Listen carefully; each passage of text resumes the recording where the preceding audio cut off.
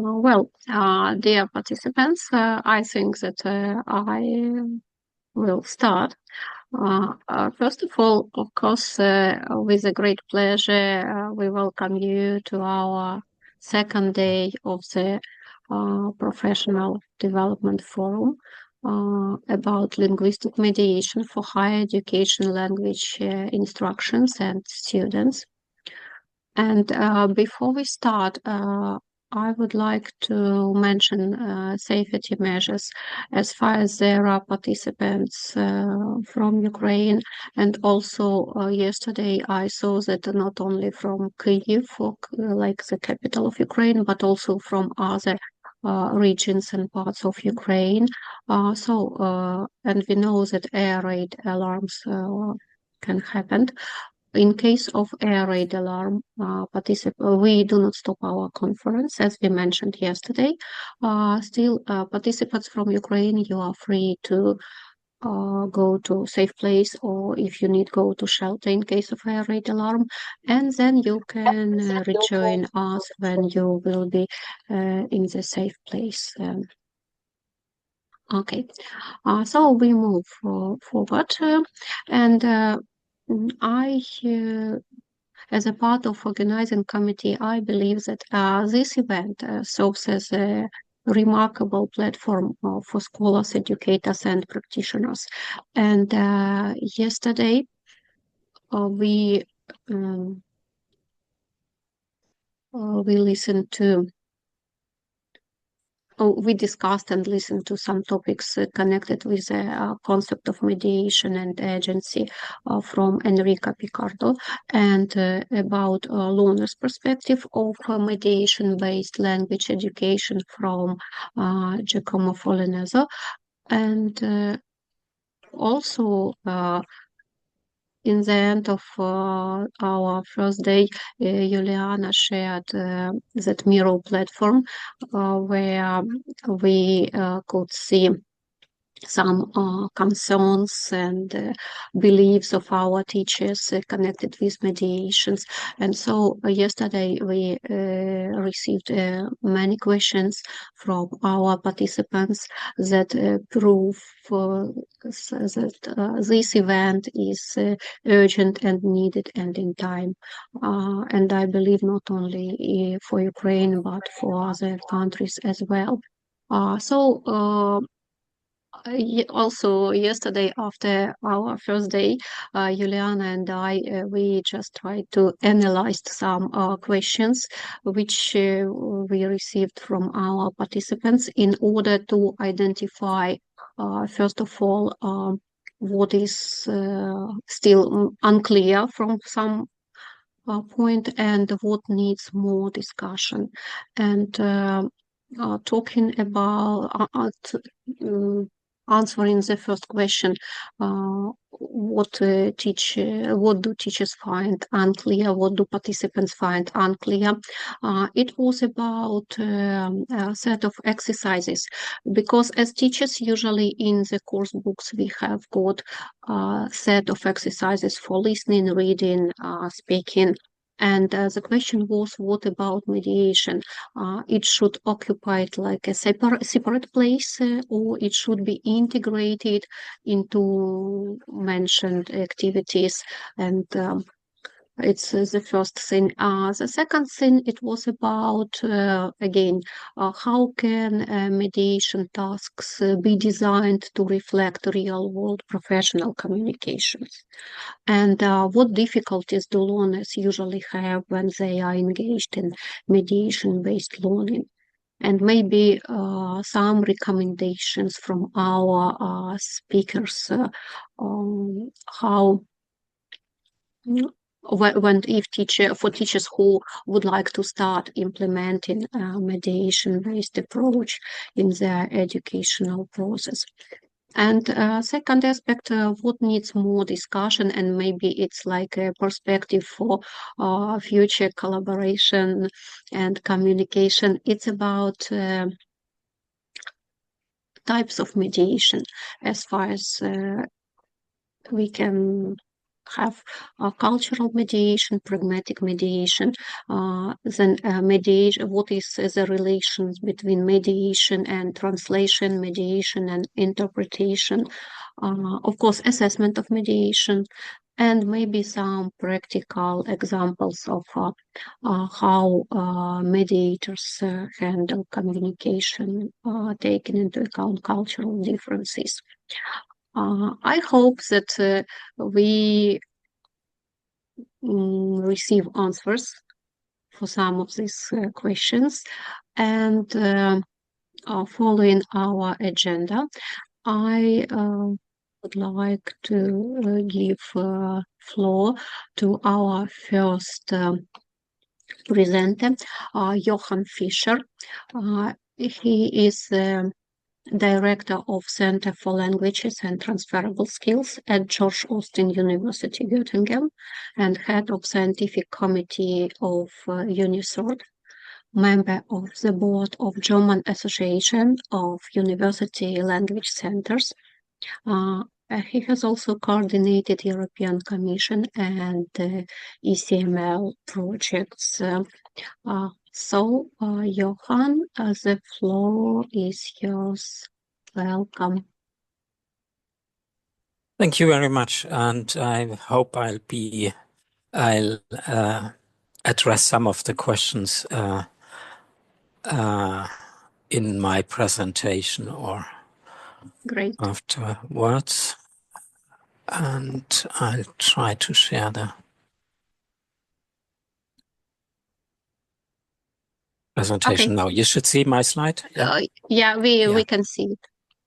Okay, so this is what I have prepared for today. I would start again with looking at the action-oriented approach that Enrica mentioned yesterday already, and also looking at the learner as a social agent. And then I'll move over to the university context, to language teaching at university, and look where mediation comes up in that context.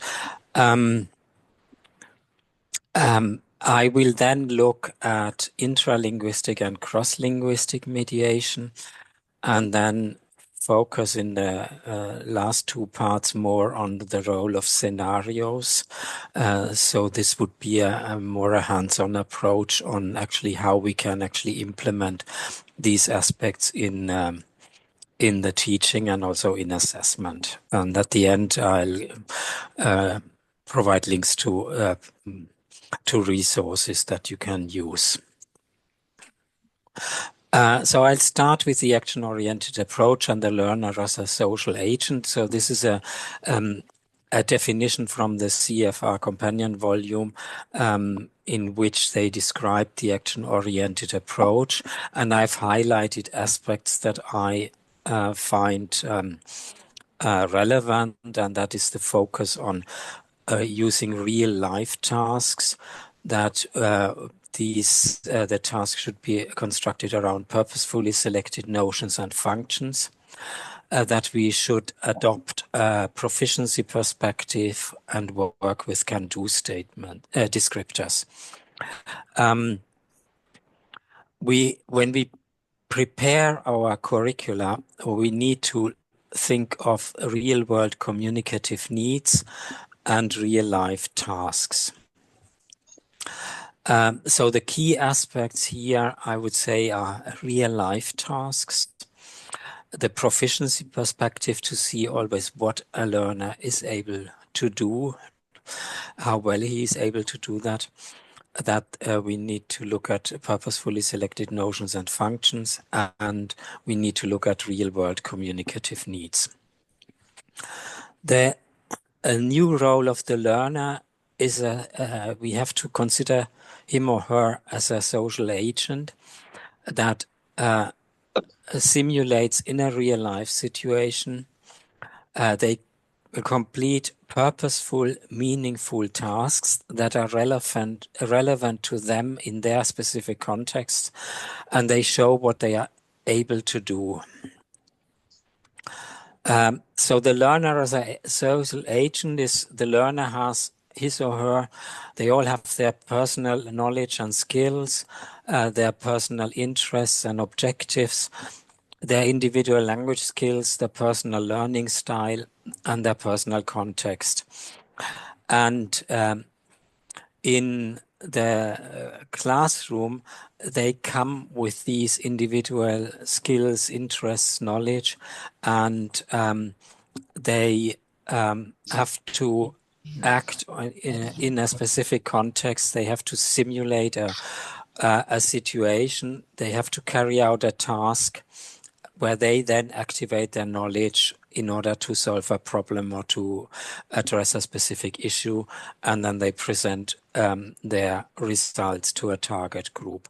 And in each of these situations, every individual learner has his personal interests, knowledge, context, etc. Εγώ το κατάλαβα. Την ώρα που άρχισε να γράφει στο γόνατο, λέω καλή νύχτα. Kalimera, Eleni. Can you mute yourself, please? I feel muted. We can continue. Sorry. Okay. So we have to consider the learner as a social agent that mobilizes his or her linguistic pragmatic resources in a pluricultural, plurilingual repertoire, and they learners complete collaboratively a real-life task or project. So in interaction, they will negotiate meaning, and in mediation, they will co-construct meaning. So the action-oriented approach asks the learners to analyze the specific situation in a given context. They are given a scenario, and then they have to complete a task with a specific aim in mind. They then will engage with their individual knowledge, culture, skills, interests, and background. And they interact with their peers or in their group, and they co-construct meaning and concepts, and then present the outcomes to a specific target group. So in that case, they act as social agents. That means that they have a message to pass on, and they want to have an impact on their environment. Mediation in university context means that, so I'm going back to that list of this role, and the three aspects I've highlighted here is the aspect of interacting with their partners, with their group, to co-construct meaning and concepts, bringing in all their individual knowledge, interests, skills, etc., and to present their outcomes to a specific target group. In this way, learners mediate texts, so the things they found when they did their analysis. They mediate concepts. They mediate also communication when they interact with their peers. And they explain new concepts, and in certain cases, they have to simplify text. So in university context, we sometimes have interdisciplinary groups with students studying philosophy, others studying medicine and science, etc. And they can draw upon their field of study in solving a specific case, but they have to mediate this information to their peers. And if they are students of biology and deal with a biology aspect, they have to simplify the text so that the students of philosophy will understand, and vice versa. So examples of mediation can be to carry out a project in a specific field of study. This would be a typical case for LSP courses or ESP courses. You can also carry out an interdisciplinary project where students can bring in the perspectives of their different disciplines. Typical cases of mediation is presenting research results at international conferences. So one situation could be the simulation of a conference, a preparation and simulation of the conference, and then also the presentation of research findings to a lay target group. We have, for example, in Germany, Children's University, where specialists explain scientific, academic context to to school children. But another option are service learning activities where students actually go out and work with organizations in the community or with specific social groups. Another example is when they prepare an application for funding. This could be a scholarship, but also for project funding. And there are lots of other options. Now, when we look at intralinguistic and cross-linguistic mediation, I have prepared some examples. So the first one, intralinguistic one, is relaying information to a specific audience. And this can be a lay audience, or it could also be a specialist audience, which implies that you need to rephrase, for example, your academic text. You have to find the correct register and style, etc. An example I already mentioned is working on interdisciplinary projects, and I'll come to an example later on where students have to bring in their specific field knowledge. And intralinguistic mediation is particularly suitable for ESP or LSP classes. Cross-linguistic mediation can be used in service learning activities where, for example, students work with groups of migrants and help them to integrate into society. Or when they do case study work, for example, on globalization issues, and when they look at the different perspectives in different countries. So I'll now move on to more specific examples, and I've chosen examples from different languages, different levels, so that you just get an idea, because sometimes I was told that mediation starts at C1 level. Not necessarily. You can start with mediation activities right from the beginning. For example, at A1 level, you can ask students to work on aspects in the context of an Erasmus Stay Abroad program. And one example I've mentioned here is students looking for accommodation at the host university abroad. And this is intralinguistic mediation because the source documents are in the language of the country they go to, and they will need to produce texts in the target language. For example, if they contact a landlord or a landlady to get the accommodation. An example from a C1 level in English would be explaining science to kids. And that implies strategies to simplify a text and amplifying a dense text. Another C1 example that a colleague used was an energy case study where students had to mediate a text explaining data in speech, in writing, and they had to mediate the concepts, facilitating collaborative interaction with peers, so also collaborating to construct meaning. That means they had to work on a specific case study in the area of energy and see how to approach that issue. One example I particularly liked was an exam we used, a C1 exam, and that dealt with the waste problem of the city of Bologna in Italy, and that was an Italian course.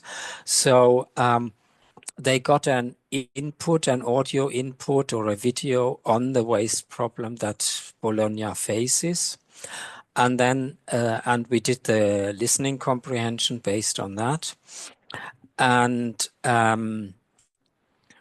And the reading comprehension was then another text with a different focus. So you have to make sure in that case that you can't answer the reading questions by with the help of the audio file and vice versa. And then for the productive skills, the idea was that they work in groups and they analyze the problem with their specific background knowledge in mind, with their field of study. And the waste problem of a city will be addressed in a different way by students doing medicine, by students doing social science, students of education, students of psychology, and business students will look at the cost effect, etc. And the idea is for them to develop ideas on how to manage this aspect, this problem, in drawing upon their individual skills and knowledge. Excuse me. And then give a group presentation on their strategies on how to tackle the waste problem and address a specific target audience and explain their concept and explain their ideas. And this implies also mediating communication. Does that make sense? So the idea is, so we put students from different disciplines together. They work on a specific case and then they present it to a predefined target group. Any examples for cross-linguistic mediation? In our context, I find cross-linguistic mediation a bit trickier to find real-life situations that our students could work on. But there are some good examples I find. There is a colleague who worked on the camp of refugees in France. You will all remember the pictures of refugees trying to go to the UK and staying on a camp in Calais, which was then taken down by the French police. And the idea here is that students work on the information they found in our context in a German newspaper or in the German press, and present these findings to their fellow students in France and explain in French what the German press says about it, and then they start in an interaction about what to see the French point of view in this context. Second example is about sustainable campus. That is quite popular at the moment, that universities work on making their campuses more sustainable. And you can use that, for example, in a virtual exchange program with students from different countries, where students look at the examples of how sustainability has been increased at the different partner universities. So students could be in charge of a specific partner university, look at their websites and see what they do, and maybe get in contact with people from these partner universities, and then develop ideas for our campus here. And this means that they draw upon different sources in different languages, they mediate texts, they mediate concepts, and then they develop a new idea. A third example that we carried out here at our center was a project on intercomprehension, where a group of learners of Spanish and a group of learners of Italian worked on the river pollution with plastics in Italy and Central America. And Italian group analyzed the situation of a river in Piedmont, and the Spanish group a river on the border between Honduras and, don't ask me, El Salvador, I don't remember exactly. And the idea was they analyzed what they found, and the idea was if you were a student, an exchange student going to the country, and you would like to have an impact as a student in a student organization, so you are not the World Health Organization, how would you approach the people living there? And we had a phase where the Spanish and the Italian group met, presented their results in the respective target language. So the Italian learners of Italian would speak in Italian, and the learners of Spanish in Spanish. The others would listen, and then we mixed the groups and asked them to stay in their language and to discuss joint ideas and to develop a concept how they would approach it. The purpose here was specifically on intercomprehension and make students aware of the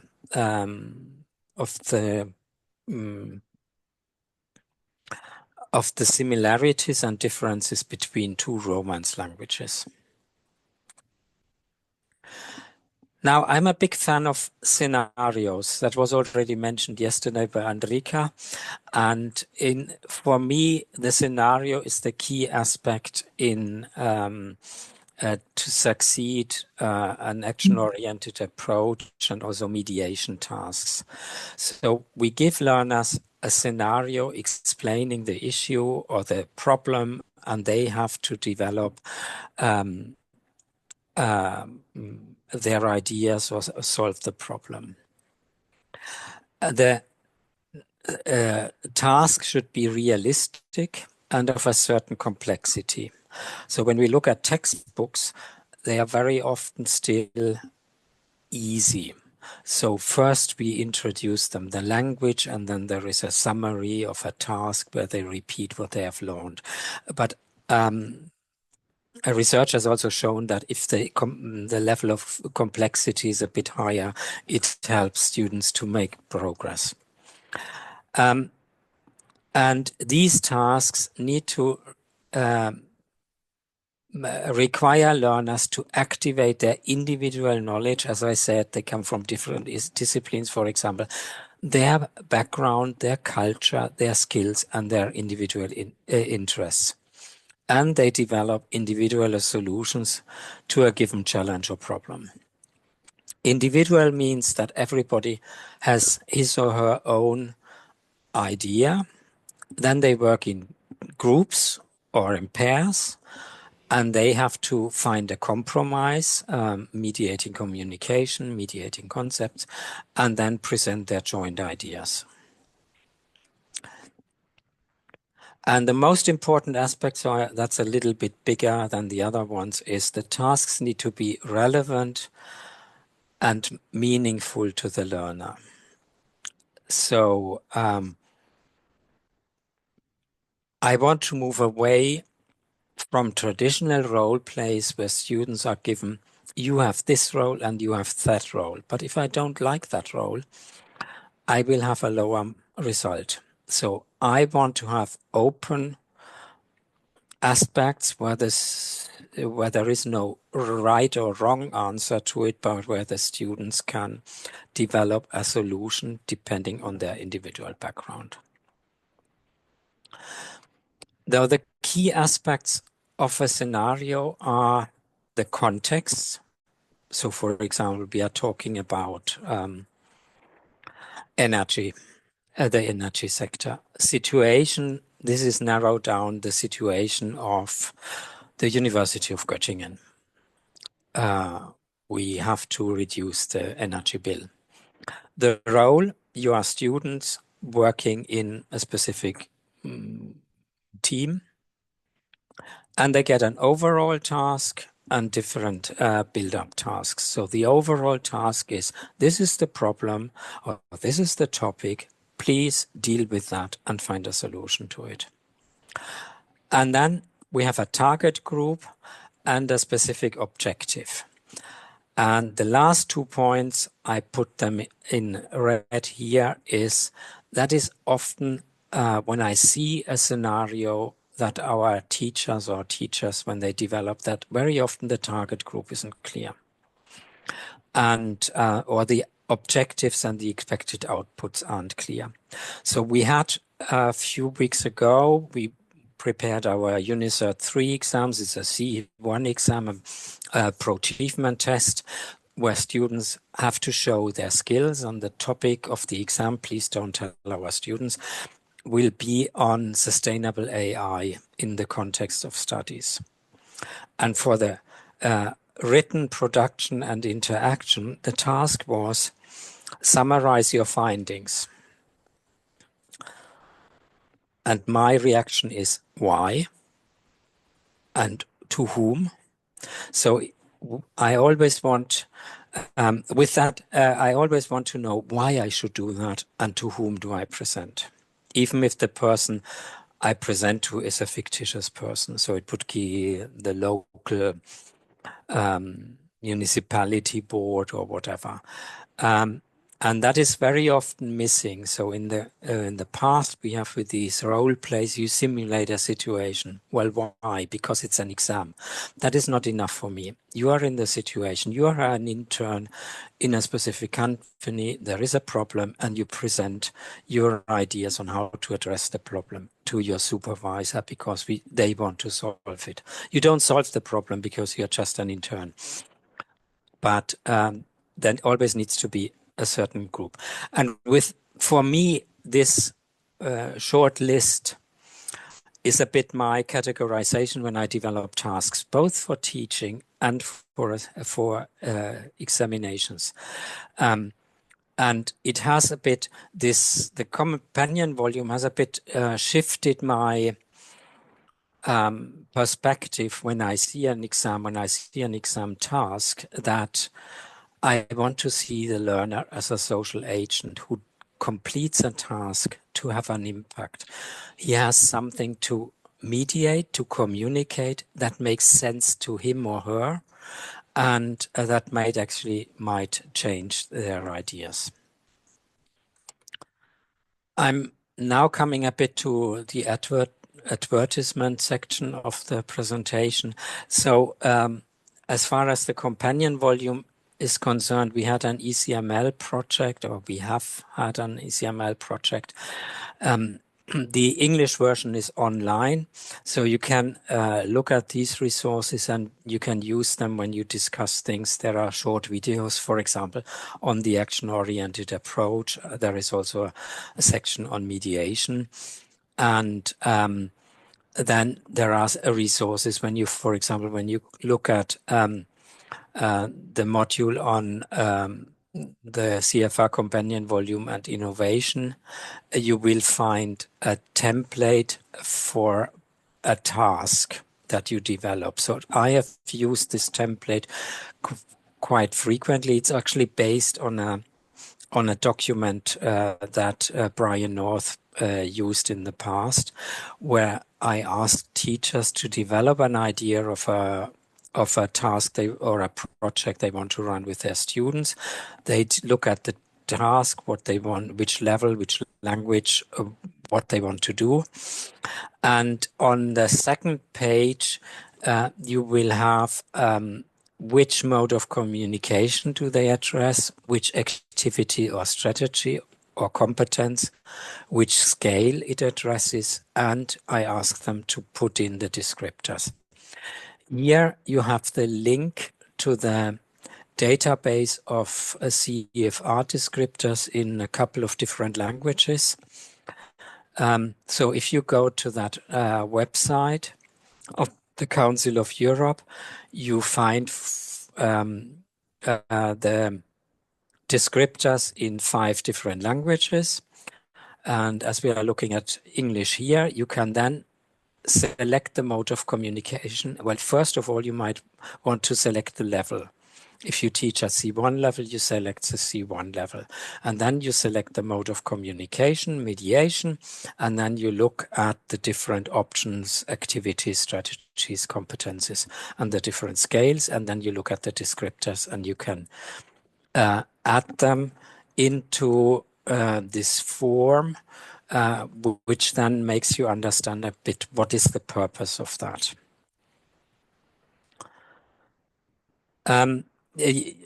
Going back to this website, you will also find, for example, a template with different categories I mentioned earlier on, these ones, which you can also use in preparation of these tasks. So let's sit down and work on a scenario that would work in our context. I've run a couple of professional development workshops, for example, with mixed teams from Czech Republic, Slovakia, and Germany, where they worked on they decided on a specific group of learners, a specific language, and then they developed their tasks, and then they used this this form, filled it in, and we collect these examples. A second example that is a bit the bridge to the Maria's presentation to some extent is the ECML project on mediation in teaching, learning, and assessment, and I'm sure that Maria will come back to that. So this is it from my end. Questions, comments, suggestions? Yeah, thank you, Johan, for these practical tips and practical examples how to implement mediation. I think it was very informative. We have some questions here in chat. So the first one: what is your attitude to using language native language as a mediation means in foreign language classes? We need to relate complex concepts, for example. So speaking about this multilingualism in languages, yesterday it was mentioned that sometimes teachers just forbid using native language in classes because we have to train only English as lingua franca or something like that. So is it a wrong concept or idea? Should we transform something? Well, there is no right or wrong, I would say, and it depends on the teacher and on the approach of the teacher. What I've presented here is my approach. What you take out of that is your way. So I would say it depends a little bit when it comes to C1 levels and complex concepts. What is meant by that? If it refers to grammar, I would say at a C1 level you can explain the grammar in the target language. When it comes to concepts like, for example, in a case study, again at the higher levels, I personally would stay in the language, but I would never forbid my students to use the language of schooling, as I would say. In our context, for example, at beginners level, most teachers don't use German because we have mixed groups. And it would be challenging for Chinese students, Korean students, students from the Arab countries, etc., if grammar was explained in German. So we try to explain things in the language. When it comes to mediation, this is a different matter. If you want to explain aspects you have found or situations in and you want to analyze that, you can obviously draw upon the resources in the language of schooling or of the institution, and then bring them into the presentations or in the reports they write. But then this is cross-linguistic mediation. And yeah, But yeah, thank you. You had an example where students communicated using Spanish and Italian language, and they could communicate and mediate some concept because of a relevant origin of these, similar origin of these languages. However, actually, frankly speaking, about Ukrainian language and English, they're completely different. But sometimes it's really easier for us to explain some notions and grammar points, especially for low-level students, and demonstrate this logic of language. Sometimes it's critically. Thank you, and please, Evelina, you have a question. Okay, first, can you hear me? Yeah. Okay, first of all, I would like to thank Johan Fischer for sharing his experience, great examples of scenarios and tasks. Johan Fischer, I know you are an expert in the assessment field, and you yesterday gave already some good tips of three-step assessment, like students are involved in peer assessment, then self-assessment, and then they get teacher assessment. Could you share a little bit more, some examples, some practical ideas of how you organize the assessment of scenarios? Because they are multi-step tasks, there are multi-step tasks, multifaceted scenarios. So what's the way you organize the assessment? When it comes to, are we talking about examinations or about assessment in general, which includes self-assessment and formative assessment, like self-assessment and peer assessment? Well, again, yeah. I am asking about the assessment of a scenario which has some set of tasks, multi-step tasks. Yeah, so there are two options we actually use when it comes to examination. One approach is that we do a certain part of the examination in the classroom already. So that would be, for example, the presentations or the reports, and that would be a portfolio approach.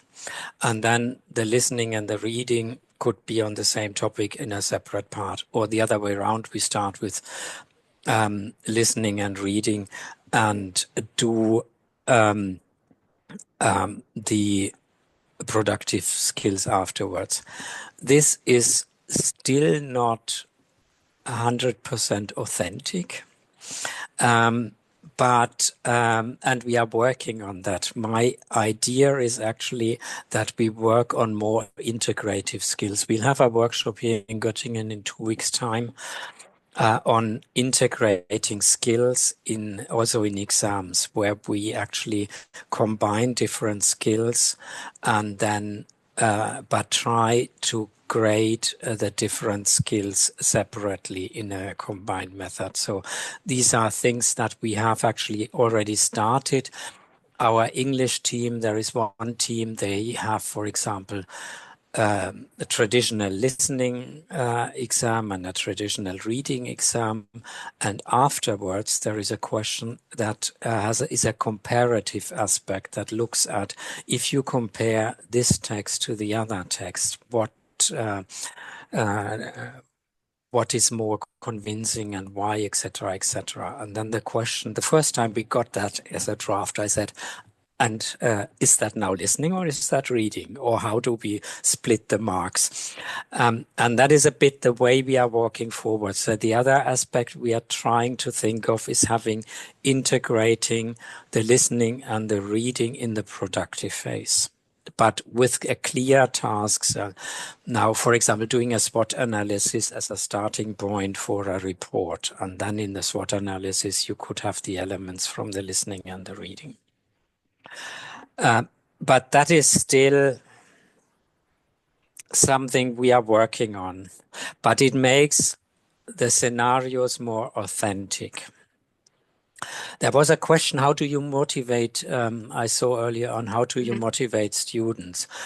Actually, when I started my first task-based, action-oriented exam. It was at the end of a semester, and I told the students, and there were different classes, 5 different classes.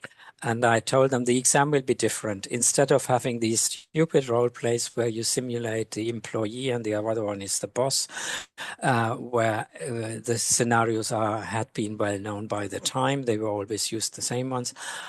I said, you'll work on a case study and you don't know the case. And it was at the time, that was in 2009, it was the strategic alliance between Fiat and Chrysler business English course. And I asked them, you are working for doing an internship at Chrysler, and you have been asked to analyze the potential of this strategic alliance, which wasn't allowed to be called a merger or an acquisition at the time. And the case was new to them. They didn't know it. It wasn't in the German press. And I told them, you will work on one specific topic and the different things are linked, etc. So the input was actually the presentation of that strategic alliance from American television. The reading was about the problems of the UK car industry. And the task was actually looking at all these backgrounds. What is the potential for the merger? And the students were a bit afraid of that approach. And they asked me, well, what happens if we fail, if we have lower grades? And I said, well, we'll see then. And at the end of the speaking, they were asked to present their solution in teams. And we asked each individual group, what did you think of the exam? And they were very positive about it. They said it made sense.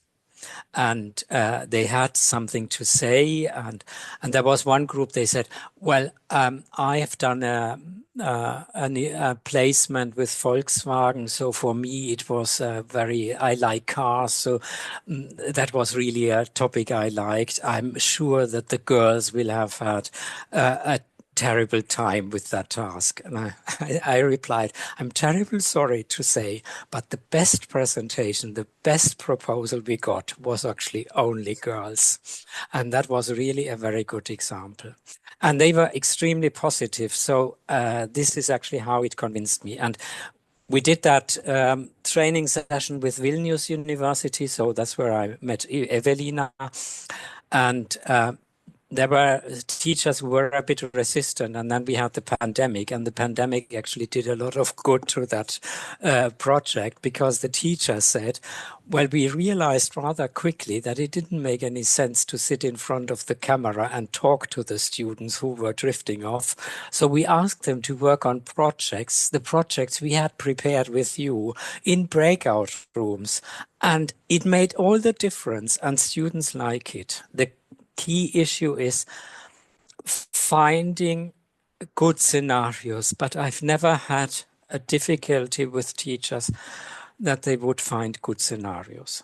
And as far as it comes to constructive alignment, so we shift aside class course books, and some teachers at lower levels, they still use the course books a bit sideways for the grammar activities, for example, and they can do it in the self-study areas. But we work mainly on case studies and on projects. And some of them will be 4-week projects, and others will be a semester project, depending on the ideas you have. I used to teach Business English 1 and Business English 2. For Business English 1, I had one major scenario for the whole course, and the exams were built around it. And for Business English 2, I had different projects. Yeah, thank you.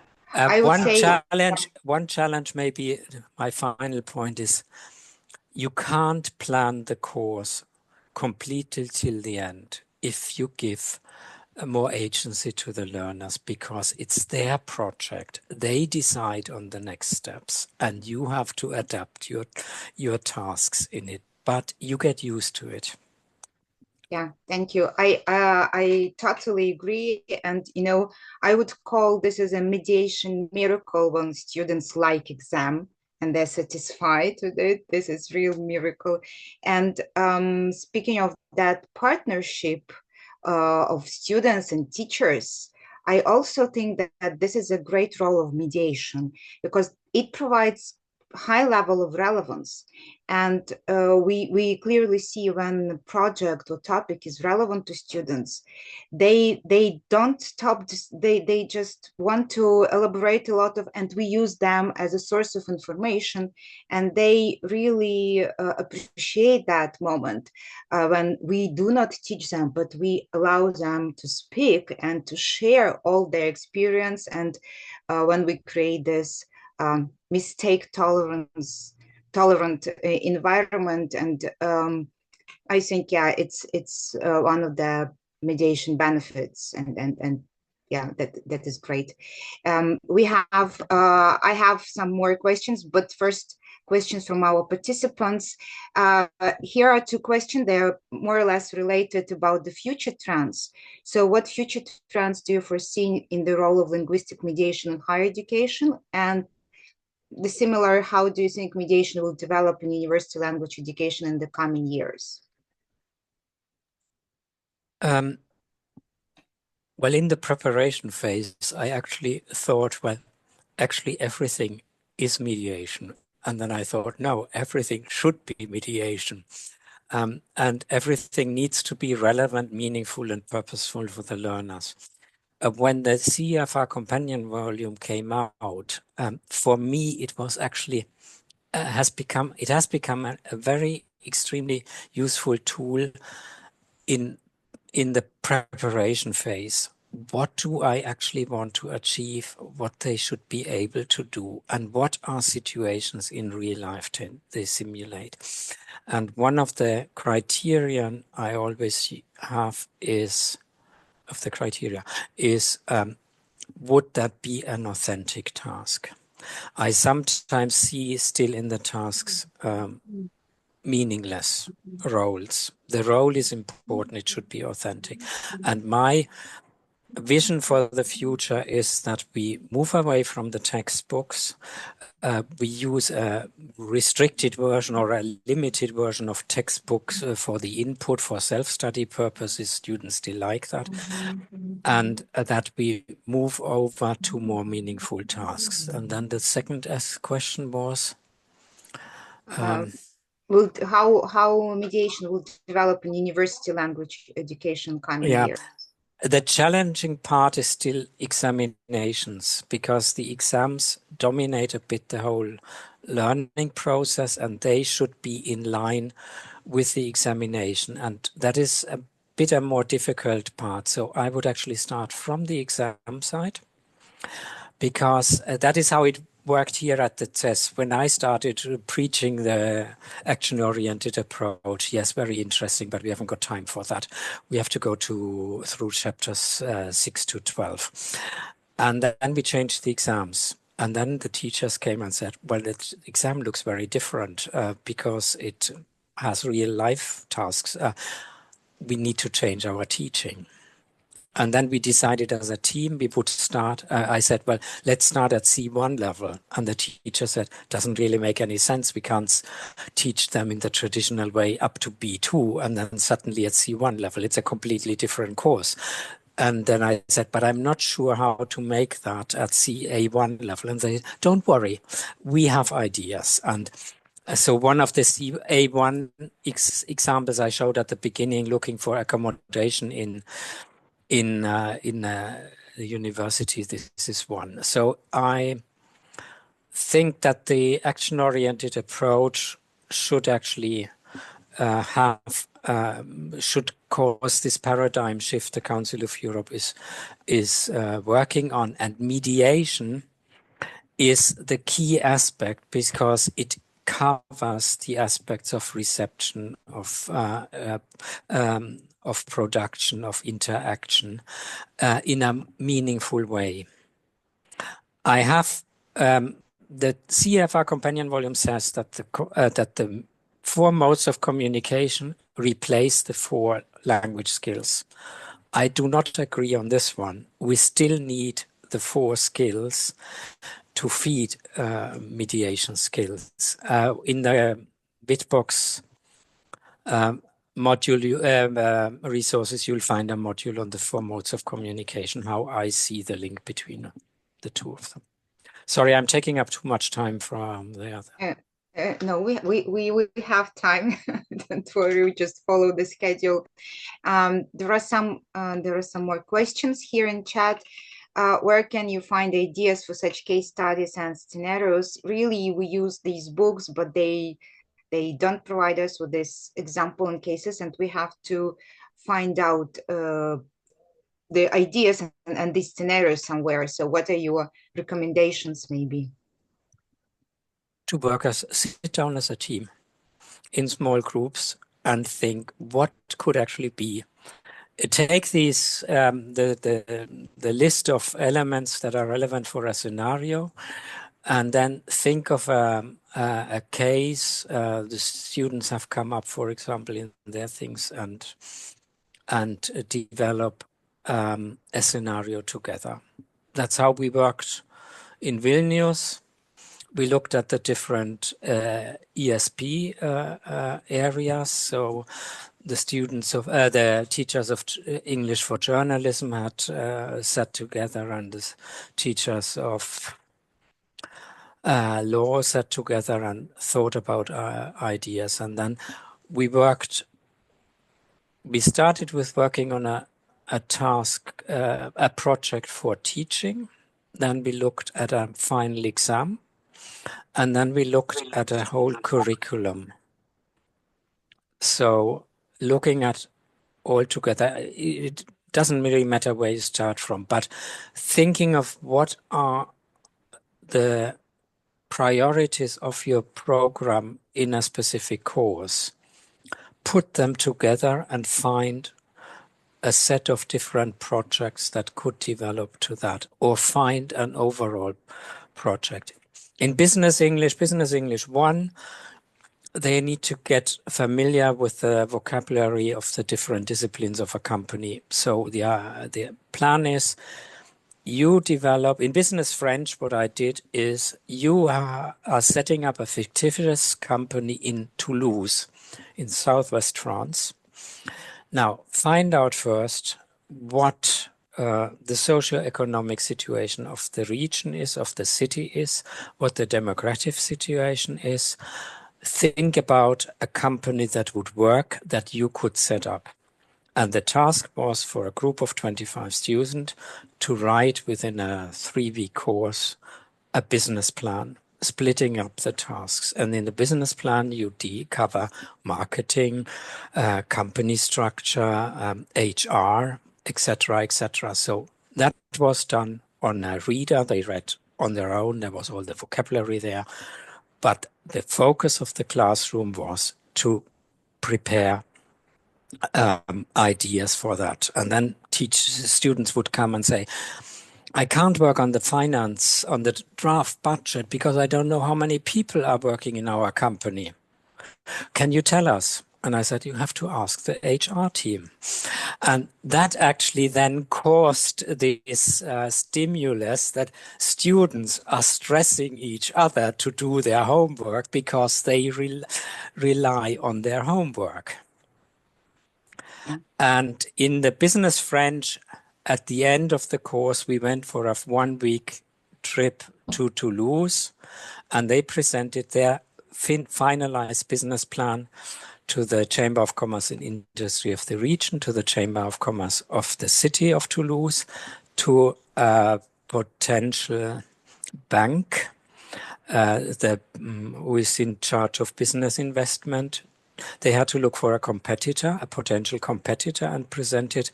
And each time the students were responsible for organizing the visit. They had to make contact and insist that they would come. And then the students were in charge of presenting it. We also met an organization of business angels. That was the toughest part. And a microcredit organization. And the best feedback was in one case where the banker said, if you want the loan, I'd finance this project. And that the business angel would say, even if you don't launch it, at least register the name of the company. You can make quite a bit of money with a registered trademark. Great result. Yeah, thank you. Yeah, please, Bessie, yeah, you're welcome. May I suggest something? And thank you, Johan, for all of your interesting examples, etc. A lot of the scenarios and examples that Johan has provided us with are also from his work in business English, and it's an excellent in business ESP for business. Maria is going to be talking about engineering and architecture, and I'm not sure whether she'll present scenarios, but definitely activities and tasks that cover that. It's true that what type of scenarios and activities we use also at university level also depend on the area. They were the kinds of things that Johan proposed were excellent for business and management and so on. Others for engineering and architecture, but there are other fields of science that could really have totally different kinds of scenarios. I was just going to suggest, and we can perhaps help you, but you could do it on your own, where you link up with colleagues. And if you set up some kind of a website or as a community of practice between you, you could start sharing and have it according to scientific field. You could start sharing activities and scenarios that you have between you so that you could put them down so that other colleagues of yours get ideas. It might be really interesting also as a case study in the Ukraine, doing that, and using, of course, the Ukrainian language, which is extremely important. We were talking about using the institutional language in classes, in foreign language classes. It is important. One of the things that we have been discussing in the Quora agreement, which is a coalition of about 700 universities across Europe. I'm not sure whether your university, your technical university is involved. If you would, and you would like to sign or you have signed, I would be very glad to give you information concerning this, which is a coalition of universities that is trying to create a different way for assessment and in university, and ECSPM is involved with a multilingualism work group that is part of Quora. Our languages are extremely important because all of our languages, whether it's Ukrainian at the Ukrainian universities, Greek and Greek universities, Italian, German, and so on and so forth. And so they play just as an important role as teaching a foreign language because it's negotiating meanings and finding a way of doing it. And to say that I believe that in all of this and what we're talking about, mediation has an extremely important role, and not only mediation from one language to another. Universities, as we know, are multilingual spaces. So across languages, whether it is the official language of the university, other languages of students that come in, and so on and so forth. We shouldn't think of mediation as a one-way process, linguistically saying, or involving just one language. Even though very often in English language classes at university or Spanish or French or German, etc., it seems as a way of merely using it for the target language. But in order to feed the target language, we need to feed how our own languages work into that. And that is equally important. So I just wanted to mention that, and I will be to suggest the idea of a community of practice between you. We would all, I think, be happy to help out if you want us to. And Irina and Juliana, I'll be glad to give you more information after this, because we will definitely keep in touch about the Quora Coalition. Yeah, thank you. Thank you for your ideas. We will definitely create this network and community. And thank you for pointing out these different points of mediation, because I think in our case, Ukrainian case, we're not only speaking about ESP engineering or professionally oriented mediation, but as well, we would like to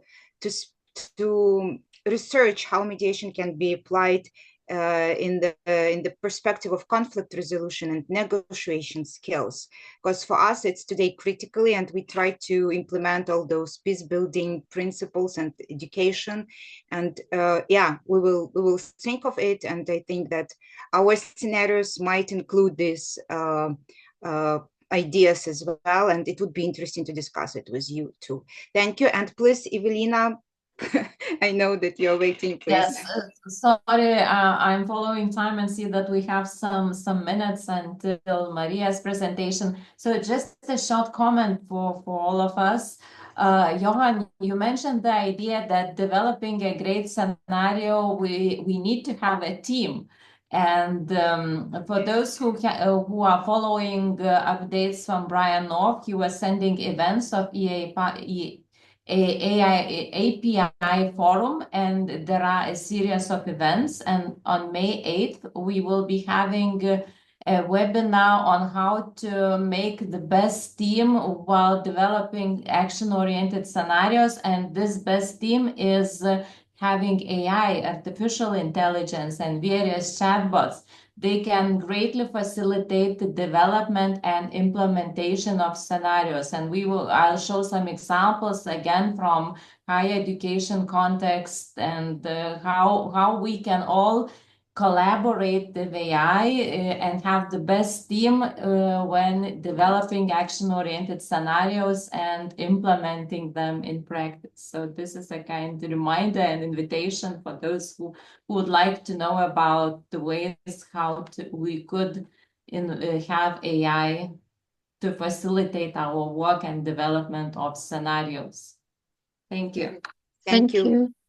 Thank you for these also ideas. I believe they useful in current situation and then from current perspectives. So I think that there was a question about what exact projects were really useful and helpful. I think that Johan has already answered this question, speaking about Volkswagen exams and so on.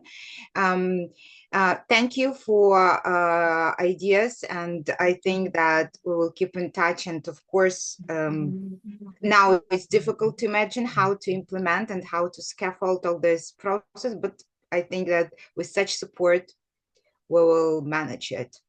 Thank you. And now we are proceeding with our...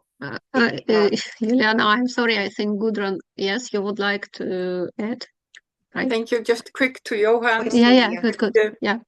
Johan, could you share some of the links in your PowerPoint in the chat? People were asking for it, especially the ECML has a very dense website and their search function is not very good. I put 2 in there. Could you have a look at them and see if you can add to it? Thank you. Okay. Yeah. Thank you. Thank you. Thank you. Thank you. Thank you.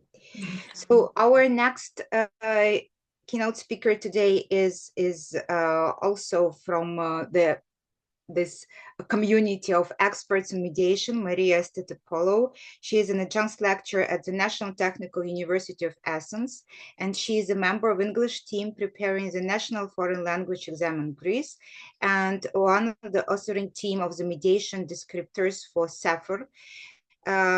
Common value, and she's also coordinator of the project Mediation in Teaching, Learning and Assessment. And what is critically relevant to us that Maria will tell us and I think open up the secret of mediation in ESP context, which we will got a lot of questions about this.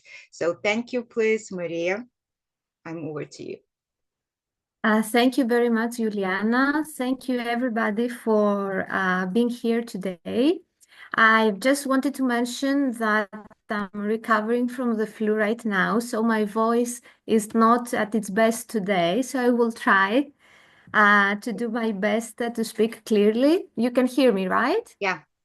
Yeah. Okay, so I can share my screen, and I hope that some of your questions are addressed through this PowerPoint. Of course, I can share with you some more examples afterwards as a follow-up, but I have tried to include many examples in this presentation because from yesterday's session, I realized that there is a need for examples, and so the topic, the title of my presentation is Linguistic Mediation for Students in Engineers and Architecture.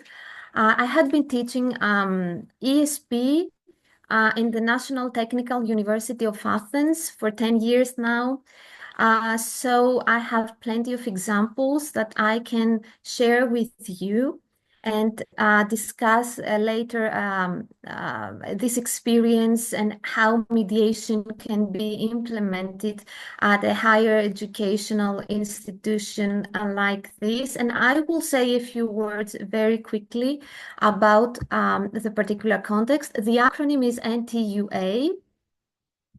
And I will describe a little bit the context, then I will be focusing on ESP at NTUA, and I will be saying a few words about how the courses are organized, how the materials are organized, and the philosophy behind, the rationale behind the tasks. And later, I will be saying a few words about mediation and how mediation has been incorporated in my courses, and then I will provide some examples that I have included in the study materials, and then how mediation can be tested at this level. At the end, there are some considerations as to how the instructor can use some materials, some authentic materials, in order to construct his or her own mediation tasks, the steps involved, in other words, and some future steps. So, at the National Technical University, there is the Center for Foreign Languages. However, how it is organized. The university offers 4 foreign languages: the English, French, German, and Italian. For the time being, only English and French is being taught. It also depends on the demand on the part of the students, and at least one of them is obligatory. So there are 4 semesters, and the marks for the course count towards the final grade of the degree.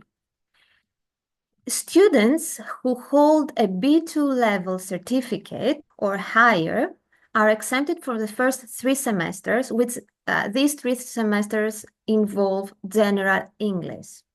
But they're not exempt from the 4th semester, which focuses on technical English and, in other words, on scientific terminology.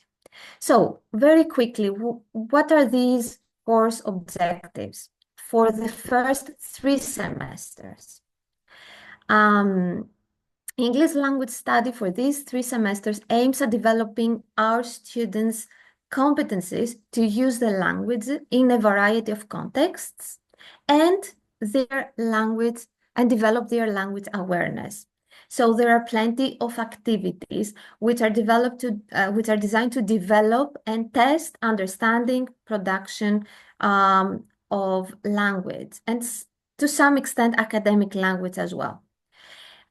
There are also some activities which are designed to develop and test students' ability to cross-linguistically mediate from language A to language B. Language A in our context is Greek, and language B is English, because we're talking about ESP, and to mediate within one language. So here we're talking about intralinguistic mediation. At the end of their studies of this 3 semester, actually, students are expected to have reached C1 proficiency level. Now, let's focus on ESP because this presentation focuses on ESP. Semester 4, which is, as I said before, an obligatory course. This course focuses on develop students' communicative competence, by covering a wide range of topics, but these topics are, of course, related to their discipline. So at NTUA, it has 9 different schools. And which are these schools? Civil engineering, surveying engineering, architectures, and other schools. My teaching focuses on these 3, actually: civil, surveying, engineering, and architecture. So there, we provide them with different texts of different topics, like planning, designing and constructing buildings, materials, types of constructions. I'm sure you're very aware of these topics: construction of bridges, tunnels, airports, harbors, earthquakes, etc. So this ESP course aims at increases their vocabulary range and familiarize them with a variety of text types. This is the key area, I would say here. I will focus a little bit later on this, and familiarize them with with a range of discourse environments. So they have to use the language for a variety of purposes in a variety of contexts. The intention of the course is to develop our students' competence to use technical English for their professional purposes.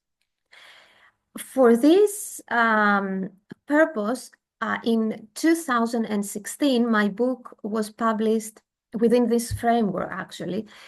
My book, Technical English for Architects, Civil Engineers, and Surveying Engineers, a learner-centered approach, was published and has been used since then at the NTUA, and includes, as I will say in a bit, many mediation activities. But before that, just an information about this. According to the Greek constitution, higher education in Greece is public. So it is offered exclusively by the state and free of charge. This means that admission and enrollment in all higher educational institutions and attendance in all fields of study are free of charge. So academic textbooks are provided to students through an official online system. We call this system Evdoxos. This is the logo here on your left, free of charge. Of course, there are platforms like Moodle and other online resources that have been used, and we provide their supplementary material and activities that we want to provide some practice on some areas. Now, let me say a few words about the book that I use with this particular group of students. Now, the book contains focused and contextualized reading, authentic texts, plenty of authentic texts, real-life tasks. Jochen before stressed this very important aspect of providing real-life tasks to students, different types of vocabulary building activities, because we're talking about ESP, and practice for reading and writing, and of course, as I will show in a bit, cross-linguistic and intralinguistic mediation activities for different purposes, for different goals, for included in the different areas, let's say, that the book discusses. Now, a few more details about mediation and how it has been implemented. The materials are based on contemporary approaches to teaching ESP by including mediation activities, as I said before, and these activities are designed to help learners to act as intermediaries in situations where they need to convey information, to relay information, to relay ideas, meanings, either from one language to another or within the same language, but across different genres, across different discourses, across different modes. And why to include mediation, after all, at a higher institution, educational institution? First of all, because it has been, it is included, it is there in the CFR, but when I wrote this book in 2016, there was no CFR CV. So my experience, actually the book draws upon my experience as a researcher at the University of Athens, because I completed my PhD on mediation, and my involvement in actually analyzing texts produced as a result of mediation tasks. So because it was there in the CFR, that was a very good motivation to include mediation in such a book. As we all know, mediation is a key component in the CFR, and emphasizes there the ability to process and convey information in multilingual and multicultural settings, making highly relevant for learners who will operate in international professional environments like NTUA students. Number two, relevance to technical fields. Engineers and generally scientists and technical professionals often need to mediate knowledge. In what ways? In order to explain technical concepts to non-experts, or to translate meanings in technical language, or to adapt content to different cultural or professional contexts, among others. Also, there is a focus on critical thinking. By engaging in mediation, students learn to analyze, they learn to filter information, they learn to interpret complex technical content, and develop greater linguistic and cultural awareness, and at the end of the day, to develop their critical thinking. Number four, promotion of plurilingual competence. Mediation activity prepares students for communication challenges. Now here the focus is on cross-linguistic mediation. And of course, mediation activities encourage active learning, active participation, collaboration, problem solving, which are more engaging and effective than rote memorization of terminology, like it happened in the past. And of course, many students at NTUA will need to write research papers in their foreign language, or in their home language, or present at international conferences, or collaborate with international colleagues. So mediation is very important here as well. Now, what are the types of mediation included in the materials that I will be showing in a bit? There are intralinguistic mediation tasks, for instance, discussion in class in one language based on texts or visuals, or writing tasks with information in language A or language B, and they have to write something. Cross-linguistic mediation tasks in class, discussion in class either in English or Greek, and writing tasks, and cross-linguistic test tasks. So I will move from the teaching to the testing, and I will be showing both tasks for the classroom and for testing purposes. Generally speaking, the requirements of mediation tasks. Number one, summarizing technical texts. They read complex technical documents like user manuals, research articles, and they are asked to summarize them in simpler English or home language in order to achieve a communicative purpose. There is always a purpose in the tasks. Paraphrasing, they are asked to reformulate technical explanations to suit different audiences, like a layperson versus a specialist. To transform diagrams, charts, or tables into descriptive text in English or vice versa. This is the recreation of information.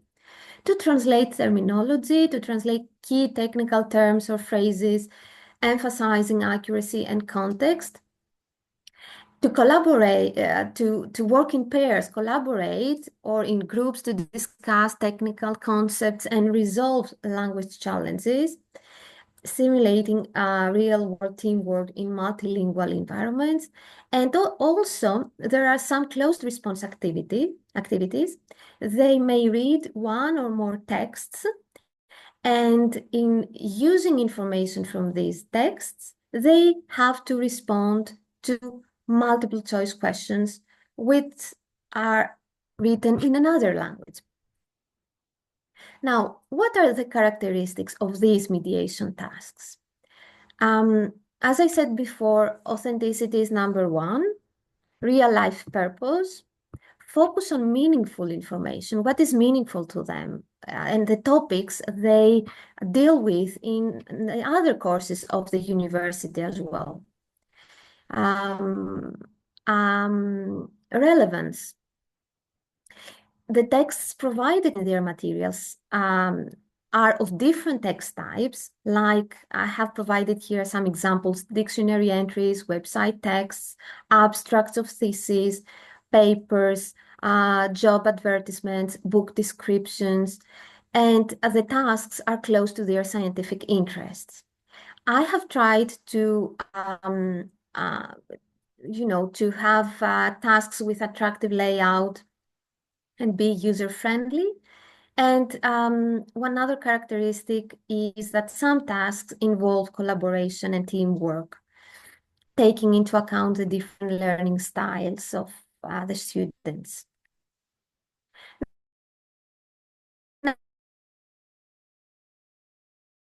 Now, here are some examples. Remember, intralinguistic mediation is the relaying of information from one text to another, but these two texts are in the same language. And this is our first example.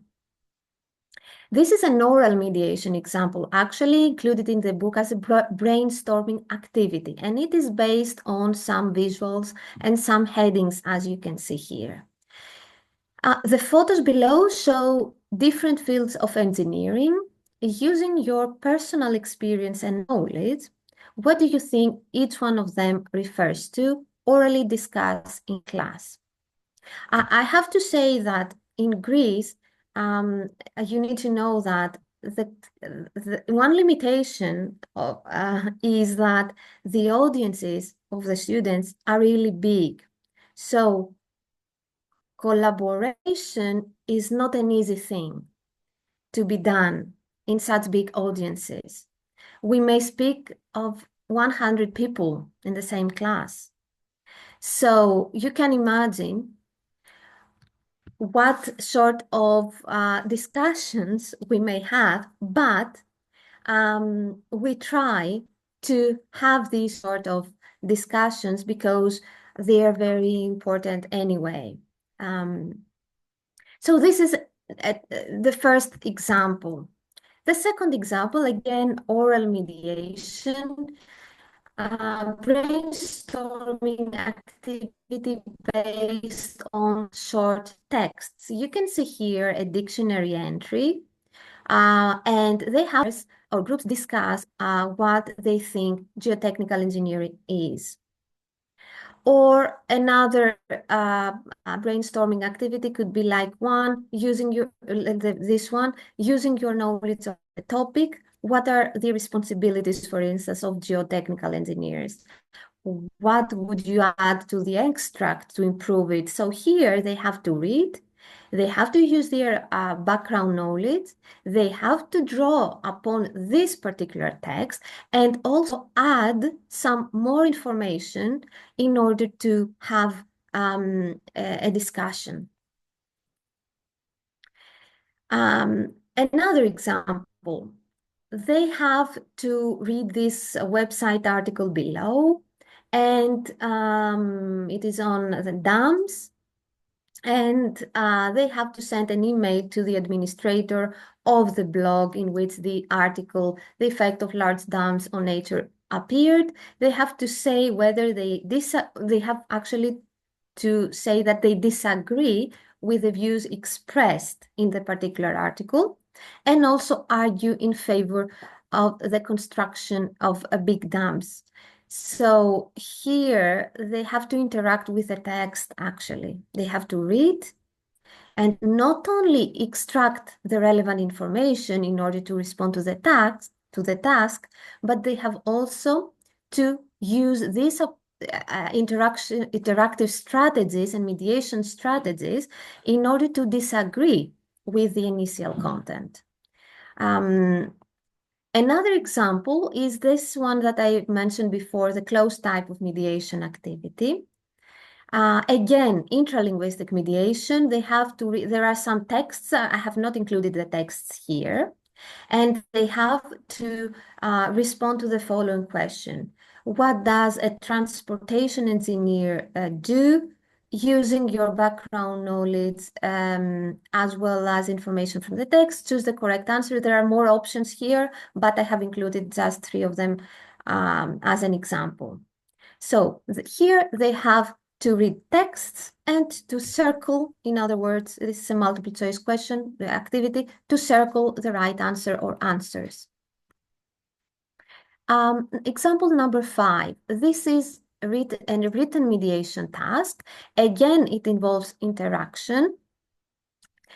As you can see, this text is directly drawn from a website text, from a website, and it is authentic. It involves a real competition, which is organized by the Institution of Structural Engineering. So they have to write their opinion on what structural engineering means to the world and send it to the institution, and they have to read the text and write a text on this. Another example of intralinguistic mediation, there is a text on your left, explain in note form why engineering is important, is a great profession, according to Herbert Hoover. And here, I have written here that it is a double mediation. Why? Because the first step is to read the text and take some notes. But then these notes have to be used in order to orally convince a friend in order to study engineering. So that's why it is a double mediation, because in the first step, they have to read this text, the original text, then in order to relay information, and then at a later stage, they have to read their notes in order to convince a friend. So imagine here how many processes and how many strategies are involved in order to transfer this information, and not only to transfer the information, but also to transform the information, because this is mediation, what it's all about. Not only to transfer, but to transform according to the target audience, to the target, the purpose, etc. Example number 7. Again, intralinguistic mediation, you have just come across the following description of a recently published book on geotechnical engineering.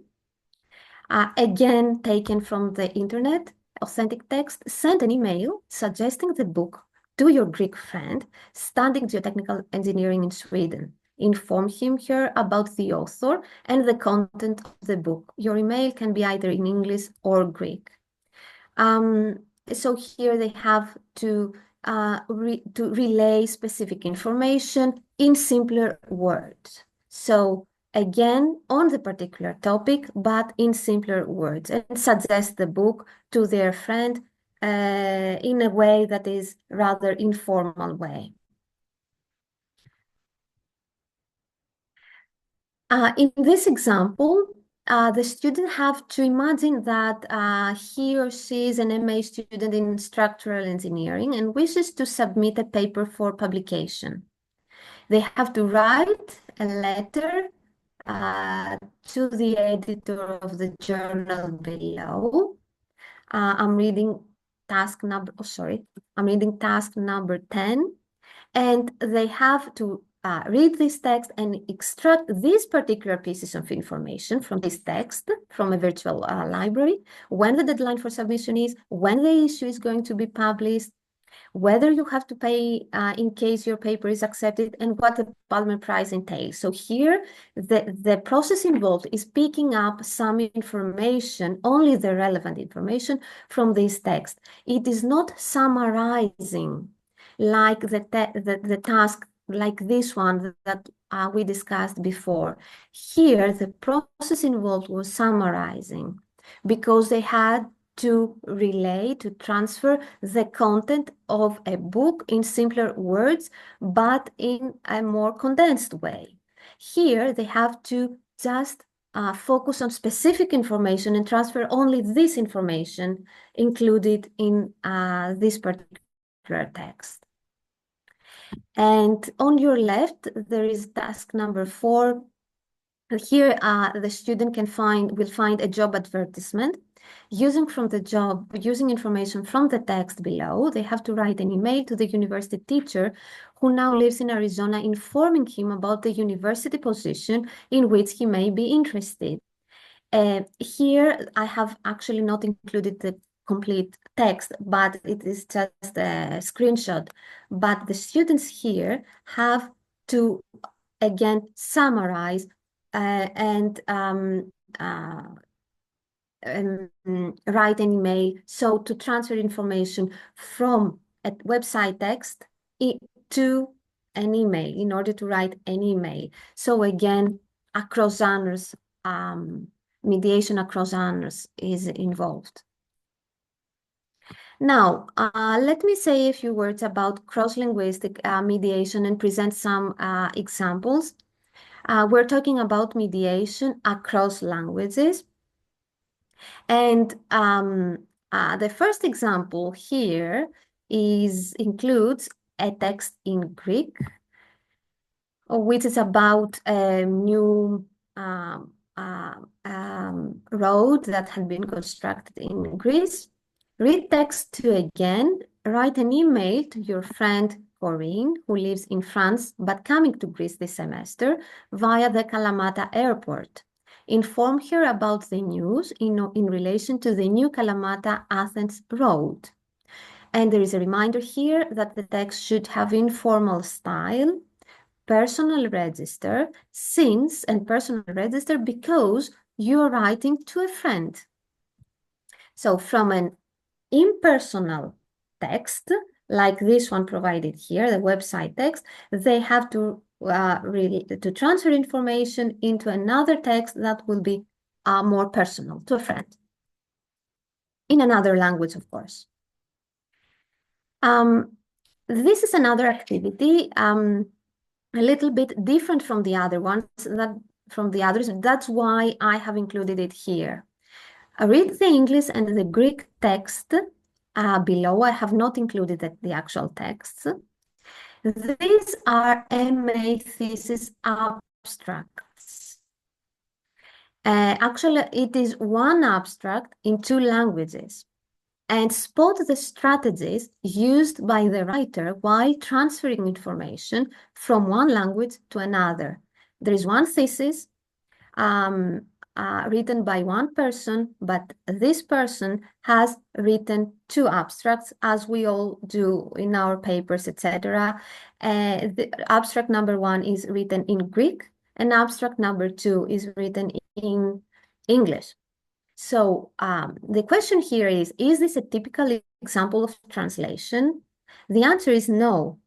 And the discussion follows in class because there are so many different strategies activated while transforming information from Greek to Greek, or transferring information from Greek to Greek.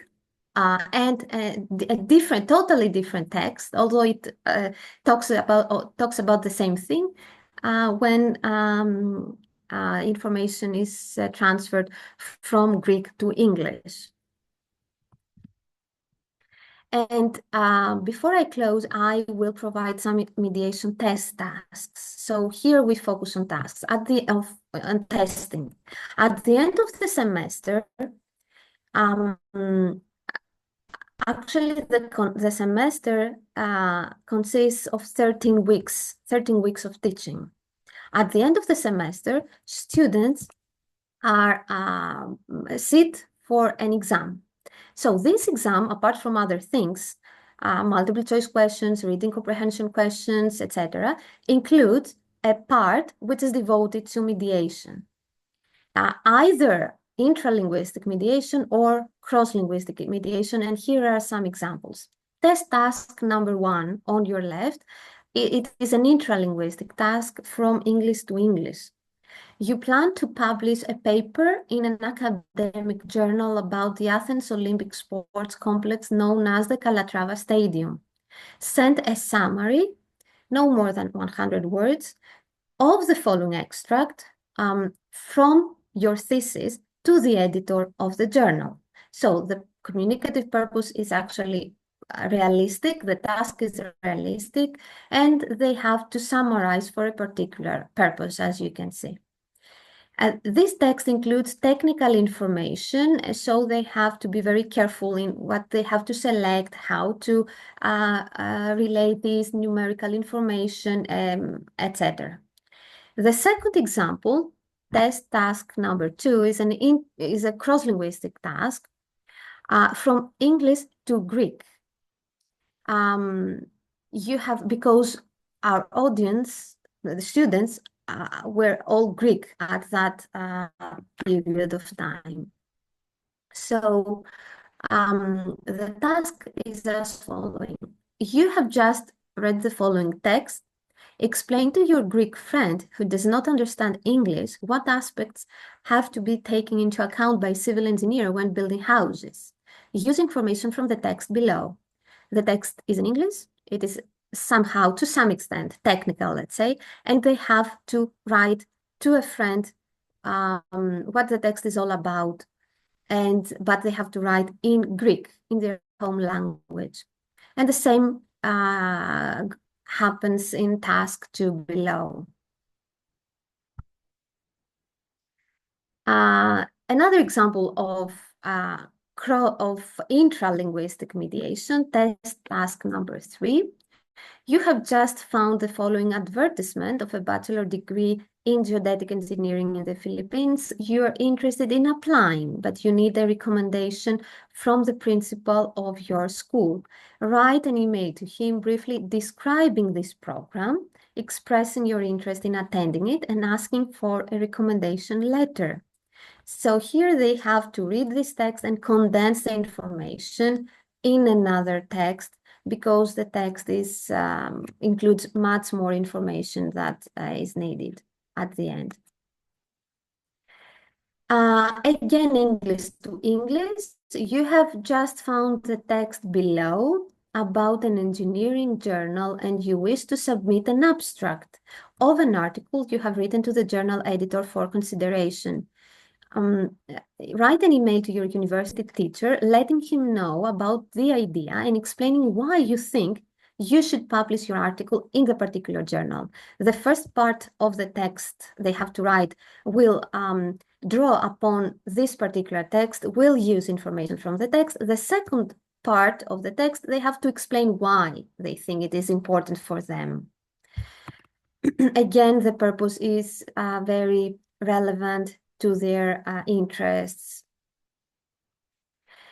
Test task number 5.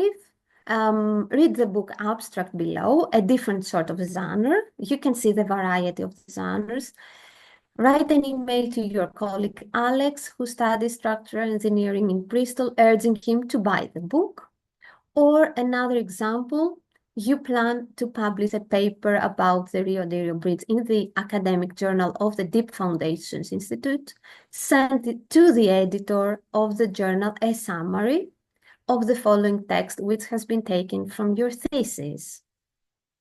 And they have to read the text, condense information, summarize information, and write another for a different purpose in a different genre. So, in a nutshell, before I close, the main goal of this course is to concentrate more on language and context than on teaching language structures. The approach is genre-based. As you have noticed, students are exposed to a variety of genres and authentic texts, and new language is presented in context. Students are involved in using language for a variety of purposes. That's why we say that the reading is purposeful. The tasks of different complexity. There are consciousness-raising tasks, like the tasks I showed at the beginning, the brainstorming tasks, to make students familiar with the subject matter and activate their background knowledge on the topic.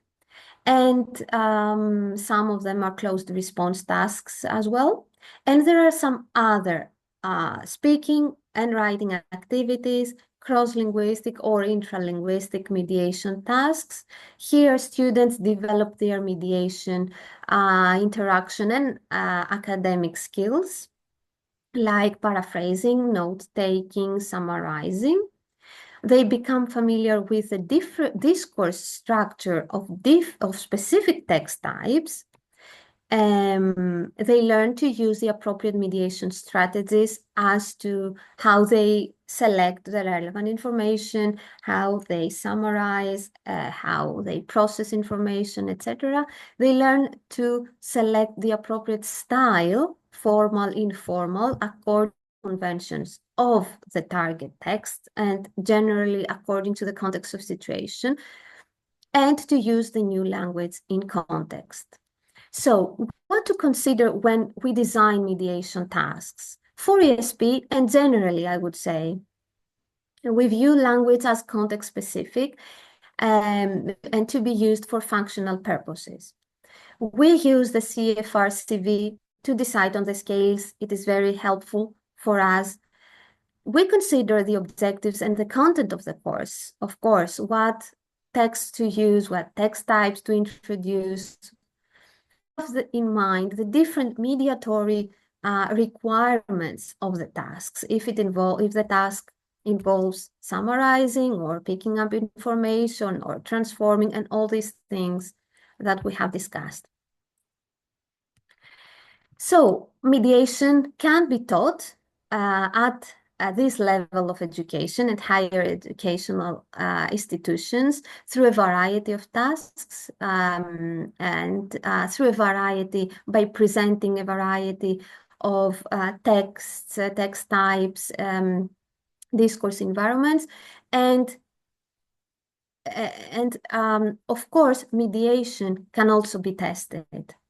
I have done with my 10 years, and I can confirm that mediation, because this is a question that comes again and again, if mediation can be tested. Yes, at this level, and if we're talking about mediating texts, yes, mediation through specific tasks, through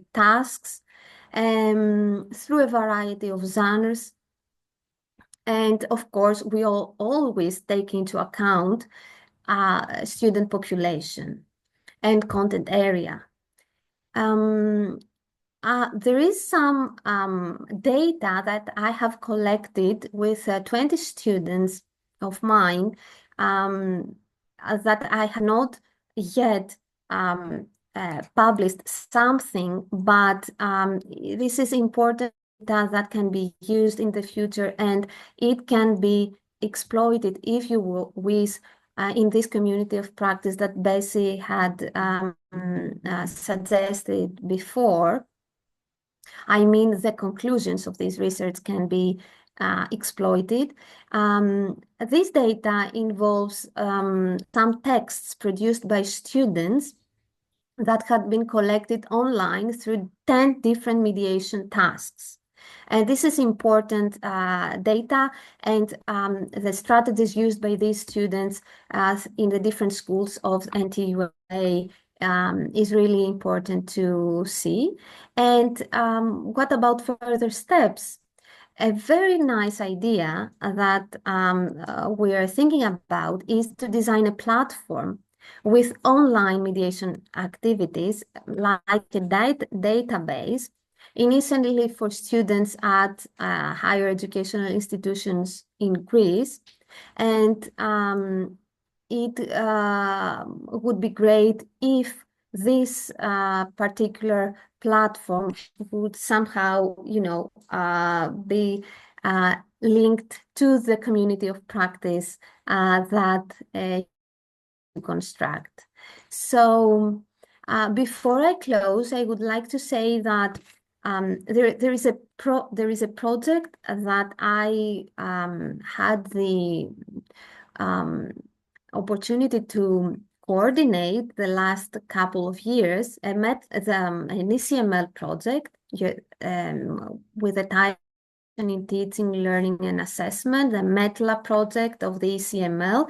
So if there are instructors who wish to get some further information as to how to construct mediation tasks for their purposes, either at higher education or secondary and primary education, they can find specific information about the steps involved, what mediation is, how the teacher can create from scratch mediation tasks for the different student target groups, let's say, for students in the different contexts. Thank you for your attention, and let's have any questions, if we have any questions. Thank you, Maria. We have got several questions in the chat, but first I would like to say that thank you one more time for your presentation. You answered half of the, I believe 50% of the topics for that need more discussion. It was like about practical examples. It was about some effective scaffolding, how to scaffold mediation skills. It was examples from just educational settings, exactly what you provide us with. So thank you very much. And still there are some questions in the chat. And first, it's about scenario. So could you provide a step-by-step scenario based on your textbook? So I think that maybe did you follow some scenario when you create that book? What do you mean scenario activity? May I say something? I've already Yeah, put Bessie. an answer to this. Johan was talking about an action-oriented approach with scenarios. Maria presented us with a task-based learning approach. So it's not based on scenarios. Okay. Well, yes, we have tasks there, and we have one more question. It is connected with culture, about cultural differences. If we can, I believe that we can discuss it. How does cultural knowledge influence the process of mediation, and what challenges can arise from cultural point of view while we mediate? Many, actually, many challenges. There are some Erasmus students that visit our university every year. There we can see the many challenges involved when we develop media tasks. And what I usually do, now I'm talking from the perspective of the teacher. What I usually do is adapt the mediation task each time for the particular group of students that I have. And many times I'm discussing before during the classes about their countries, the way they study there, the different culture-specific information that I need to have in order to develop these particular tasks. So from the perspective of the student,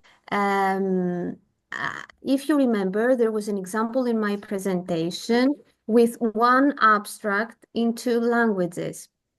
And there, even if the topic was very specific and was very technical, actually, even there, the culture-specific aspects were actually determined the content, the process of mediation, and the final output. So yes, this is a challenging part for the teacher as well and the student points to be transferred, but also the specific, as I said before. Thank you. And I saw also there was one question about general challenges, not from the cultural perspective, but some general challenges. Maybe you have got any example? The most difficult part when I wrote the book was to find the text, the right texts, the authentic texts, in order to use these texts and then to construct the task. If I couldn't construct the task in an authentic, to have an authentic, to be authentic, to be realistic, etc., then I dropped the text I had found and I had thought that it was a good text. So it is a back and forth procedure when you create this sort of materials, and not materials, now we're talking about mediation tasks. The text, because mediation involves both comprehension and production, and mediation at this level it's all about reading an original text and then doing something with this text in order to produce or do something else. So the text, the initial text, plays a vital role. So our texts should be appropriate and information that is appropriate for the particular group of students, content area, and all these things that we discussed.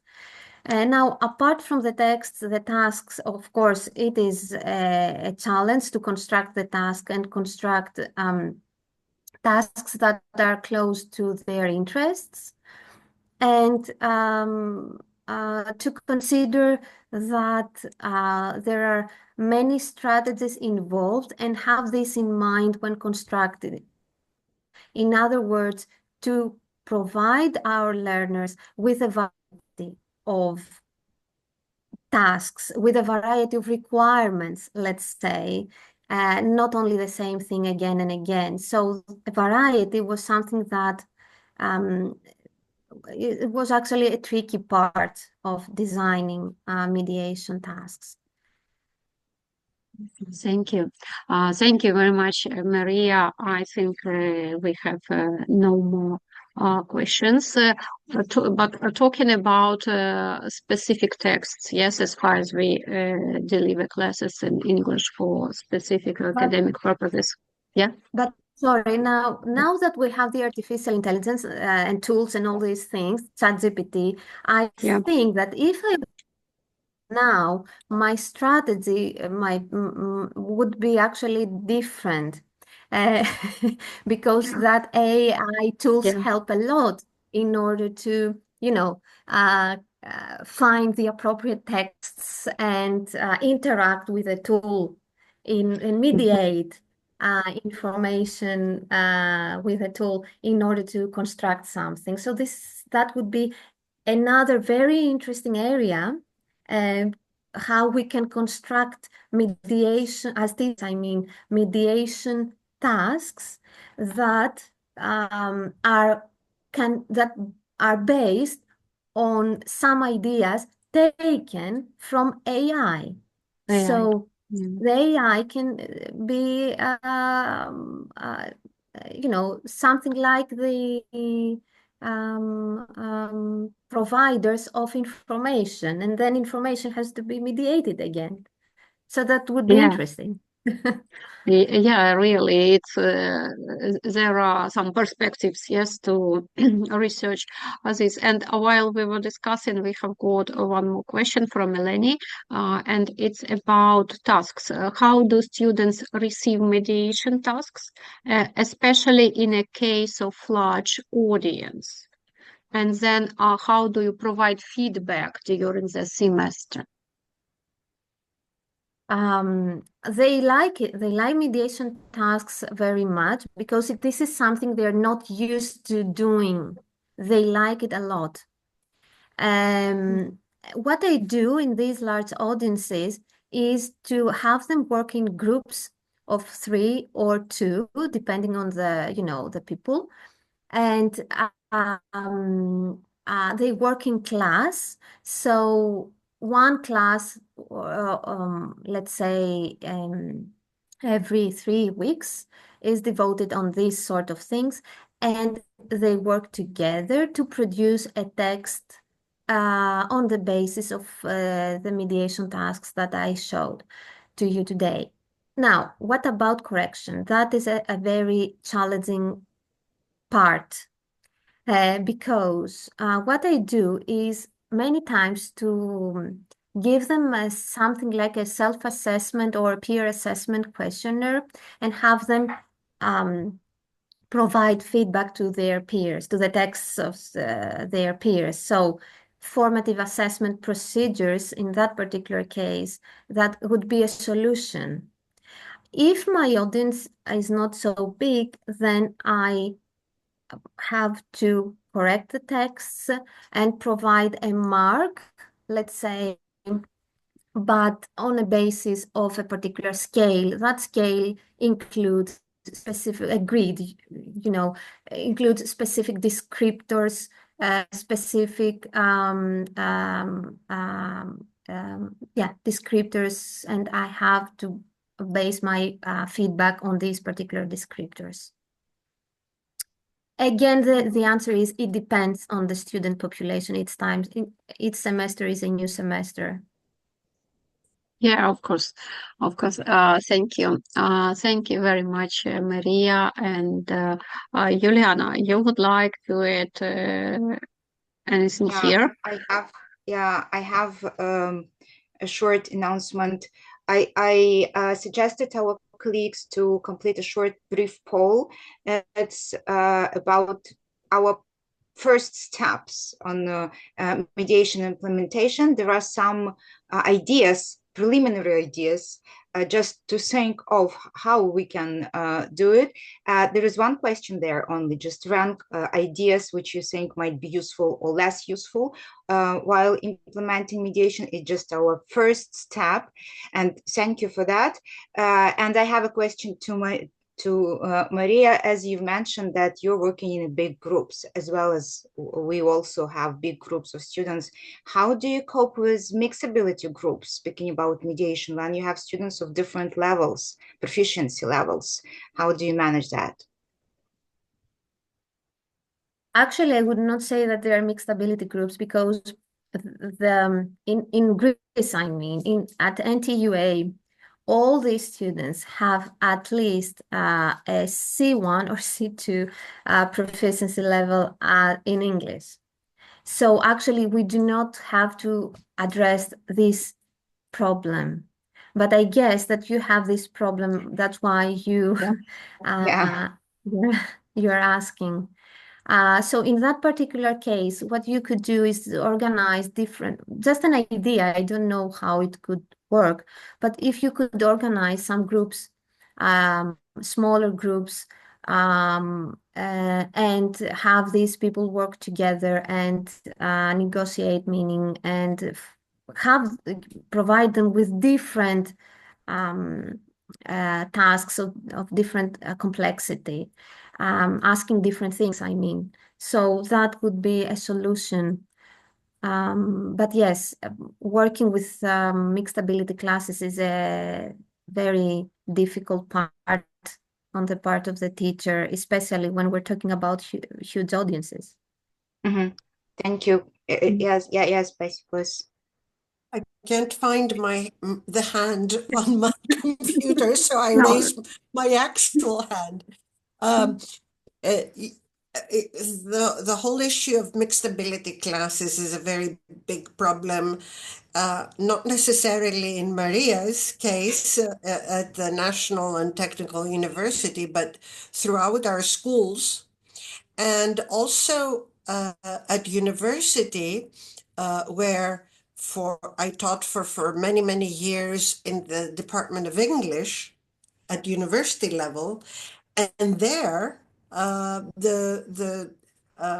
there were mixed ability students, because they do not have to have, for example, they just have to pass an entrance exam. Okay, also in English, but they range even from the first year of studies, of English studies, where all the courses are taught in English, etc. They range from B1 level to C2 level, and they are in the same class. So it's a problem that one has to take into account. And we don't have the time to discuss it, but mediation is particularly important for the group of students trying to do group work, trying to pick up things and or work in a task-based learning approach or a scenario-based learning approach. And when we're talking about mediation and we're talking from one language to the other, it's not just to English or to Greek in the case, or to Ukrainian in your case, but various other languages that come involved. And to get students to feel good about communication. So it's a whole process of things that one should be able to do. Not easy, and doesn't work that well on teachers' well-being that we were talking about, because it's an extra challenge.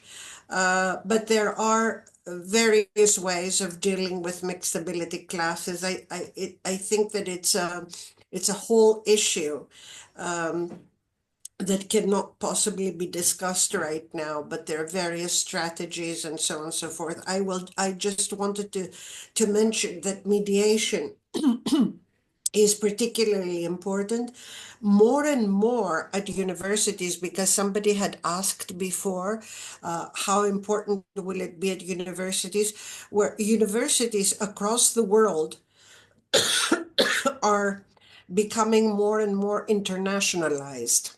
And this is something that is sought by universities for a variety of reasons. And I'm not sure whether internationalization and the way that it is understood is good or bad. Very often, it is internationalization is merely thought of as something which everybody speaks English. And EMI courses, English for studies throughout the university, which is not good, in my opinion. But internationalization also means bringing together in places students of various backgrounds, linguistic backgrounds, social backgrounds, cultural backgrounds, academic background, yeah. Yeah, so the experiences that they've had, the social classes that they belong to, which are different in different countries, different situations from which students come from. I mean, students who come from traumatic experiences in their countries and so on and so forth. It's all, and part of the experiences that they had. And so it's important that they mediate. They mediate in the same language, across languages. And this is not just to teach mediation, but it's important to use mediation in order for them to learn to work with one another and raise their educational standard in a way that is valuable to them. I think that mediation, which means a lot of things, is going to be even more important than we realize right now, and which became relevant once the Sefer CV to everyone, and we're very grateful for that. But it's beyond the Sefer CV and of how useful it will be, particularly in universities which are really multilingual spaces. Yeah. Thank you. Yeah. And Johan, you would like to add? I just saw that there's a question back in the chat about assessment and aspects of grammar, etc. So I think Maria's presentation was actually very nice because she started from a needs analysis, which then leads to course planning and curriculum design, and from there then development of tasks, etc.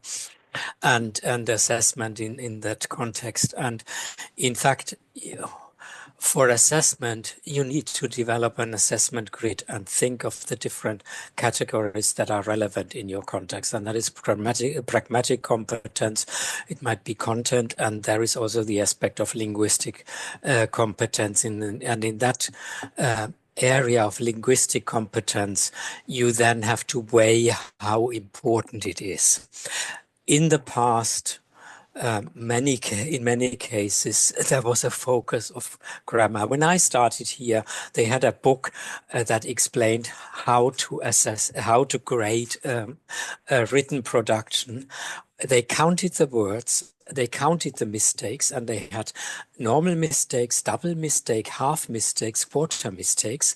And then there was a mathematical formula that provided the grade, which is complete. I won't say the word in English. But the problem is that you then end up in having students producing very simple texts, avoiding every mistake. And in fact, an assessment grid should look at the richness of the language, the variety of linguistic tools, and then a certain aspect on accuracy.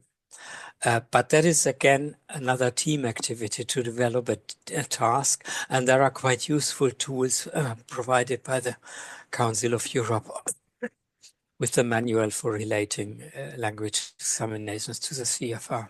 Yeah, thank you. I think, yeah, we really should balance this academic rigor and all these mediation strategies and assessment and our outcomes. That's what we are planning to achieve. Thank you. Okay. Well, and I believe that we can move forward to our next presenter. It's Bessie Dendrinos, and it's our dear partner and friend, and we appreciate your support very much. Without you, this forum could hardly be possible, so thank you very much.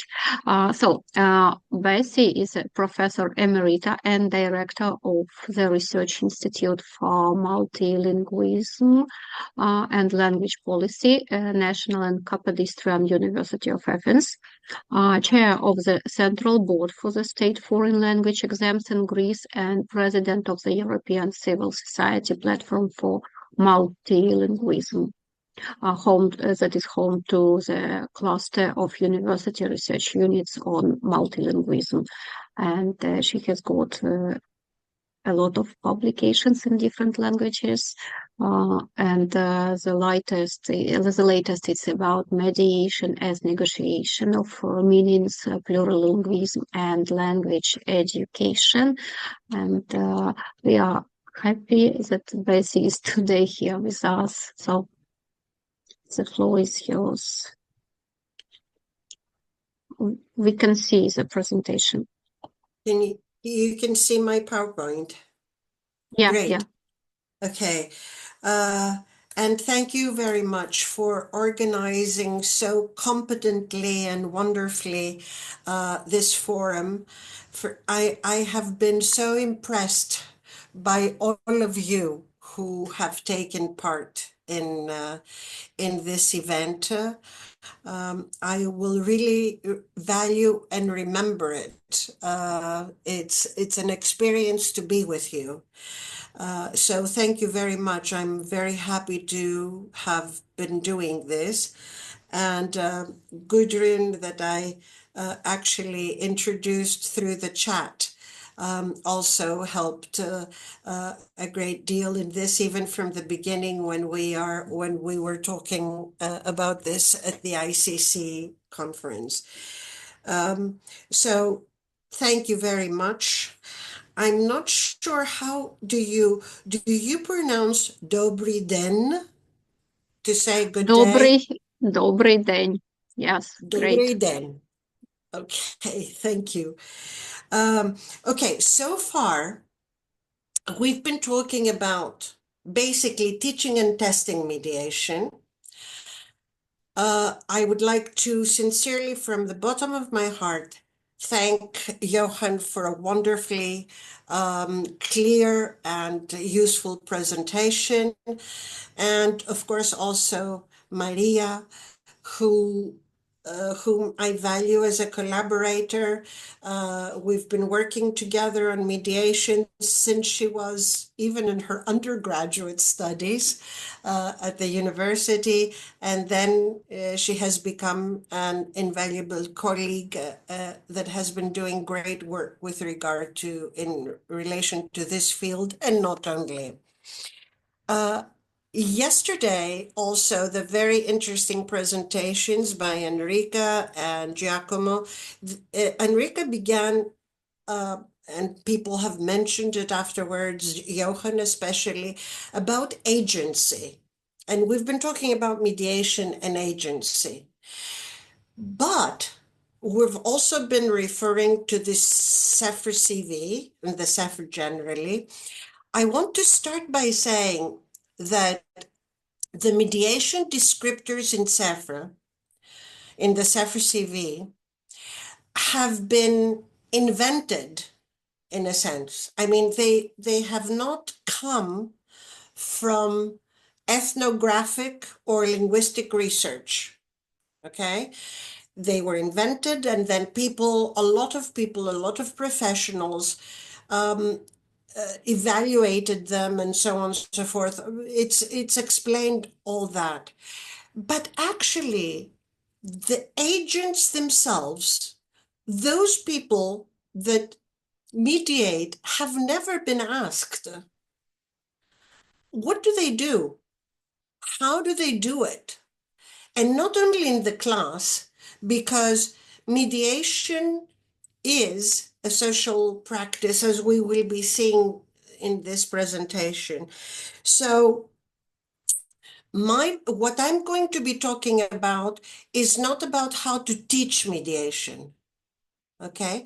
But I was involved and I led a research project to see how university students already mediate, okay? And what do they do when they mediate? When we know and when we proceed with such projects, perhaps it will be easier then to create scenarios, to create tasks, to be able to actually involve it in our classes in a meaningful way. So that's what I wanted to find out in this in this particular project that I was involved in, and it has the short an acronym of MUDEXI, which is actually in French, Multilingualism dynamique, terreau de l'excellence inclusive dans l'enseignement supérieur, which is basically, it is explained here. I'm not going to go very deeply into this in detail, because as I noted down and then Gudrun helped, we're going to be putting all of the PowerPoint presentations on the ECSPM website, so you can see this in greater detail. I just, though, feel that I need to mention that this particular research project with university students, which lasted from 22 to 24, was to investigate, define, and test university practices based on a model of dynamic multilingualism. And though it was in the context of an academic network on inclusiveness, multilingualism, and excellence, involving 14 partner universities that were in Europe, the Middle East, Africa, and Latin America, the particular MUDEXI consortium, which was composed of 5 partners, the ECSPM, and universities that are part of ECSPM, including an Italian university in Siena, and a university, also the National and Kapodistrian University of Athens, which is my alma mater. Also the universities of Sofia, St. Clement Liski, Babé Boley in Romania, Nanguader, Cameroon, and Sao Paulo in Brazil. So the students that were investigated on the first phase, and we will see, were from these universities.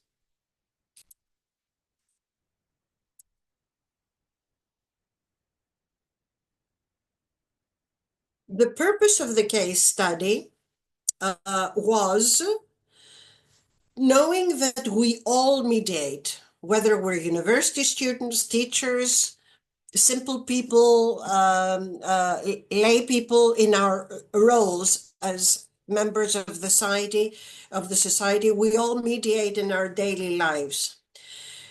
Of course, we can also develop our ability to do so through guidance, teaching that we've been talking about, but it can be through guidance that is not teaching in a classroom. Also with help from others. Very often we mediate something and somebody helps us to do it better or to do it more effectively or more communicatively. So the purpose of the case study, of this particular case study, was to investigate how university students mediate in social contexts, cross and interlinguistically, in their social context, and how university students mediate in their academic context, okay? Now, to provide another idea that I had is that I wanted, through this research project, to provide evidence about linguistic mediation being socially situated practice, meaning that in different situations, different different contexts, mediation is different.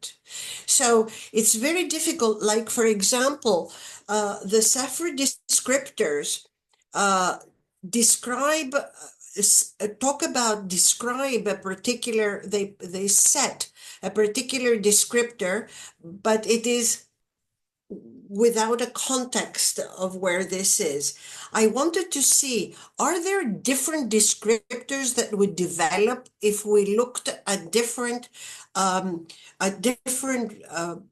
kinds of mediation performance in different contexts?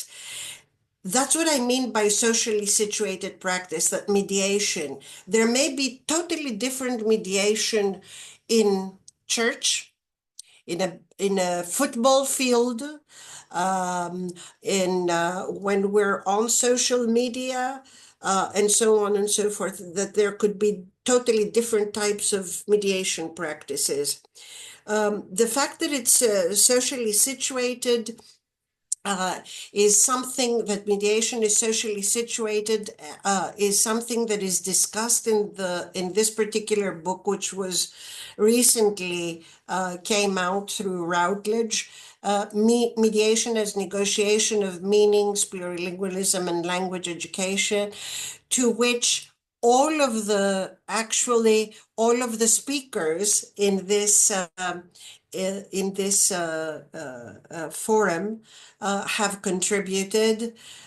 Enrica, Brian, that was with us yesterday, except Giacomo, whom I didn't know at the time, as well as Johan, who has done an excellent chapter about mediating in the context of the university, and Maria Stathopoulou, that has actually done something totally different than what she has talked about today. And it is about the hybrid discourse and the hybrid language that is produced in mediation contexts. That is a totally different issue, and how this is actually assessed. We can't talk about this today, but that is another issue that comes out of as a result of mediation. So this was the purpose of the case study. And actually, what did the case study explore? How and why university students mobilize their linguistic repertoire when they communicate with each other. In the academic context, universities being multilingual spaces. Now, it could be in their classes, or it could be during breaks, or when they communicate with each other for other things. And what type of mediation tasks university students perform, for what communicative and educational purposes, and on which occasions. In other words, I wanted to explore their agency in terms of mediation, and how university students perform linguistic tasks, and what is required of them to mediate efficiently. Okay? Actually, if you wanted to explore and use mediation, it would really be a good idea to start out by seeing what kind of profile, linguistic profile, your students have.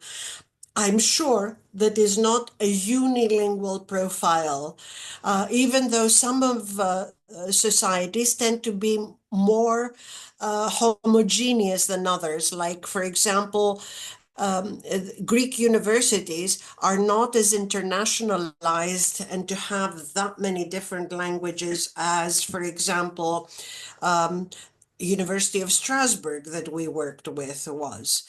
But nevertheless, once I carried out some of this work at the University of Athens, I found a very rich linguistic profile. In fact, 2 Ukrainian students were involved in it as well. What did the case study intend to reveal? If university students' active participation in this case study helped them become aware of the social and educational meaning of their mediation practices, if they use these practices for exchange of knowledge production and transmission with each other. So it did not look if they do something on their own necessarily, but basically I was interested how they communicate with each other.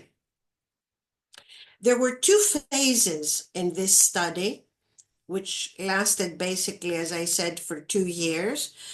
And the first phase was nearly 300 students from 8 universities in Europe, Asia, South America, and Africa, who volunteered to respond to a survey questionnaire and provided information on what their linguistic profile was, what languages they speak, where and how they use them, what types of cross-linguistic and interlinguistic mediation tasks they perform when they are with family and friends, and when they are with university peers. In other words, I had assumed that it's different kind of mediation that they perform with family and friends and different with university peers. This was a hypothesis, but it needed to be actually investigated. And phase 2 of this was about 30 students from 4 universities in Europe, from among those who had participated in phase 1, volunteered for the second phase to perform mediation tasks with their peers at university. They were free to choose which mediation tasks. They had been trained into understanding what a mediation task is, and then to complete a verbal protocol form for each mediation task they performed. The findings from the first phase, which investigated their linguistic profile, and for this phase, Gudrun's help was invaluable because she helped analyze the findings from phase 1. The respondents' linguistic profile. The total number of student population, who were 300 students that just volunteered for this questionnaire, who responded to the survey questionnaire, spoke more than 50 languages. And these were from 8 universities, but they spoke 50 different languages, the whole group.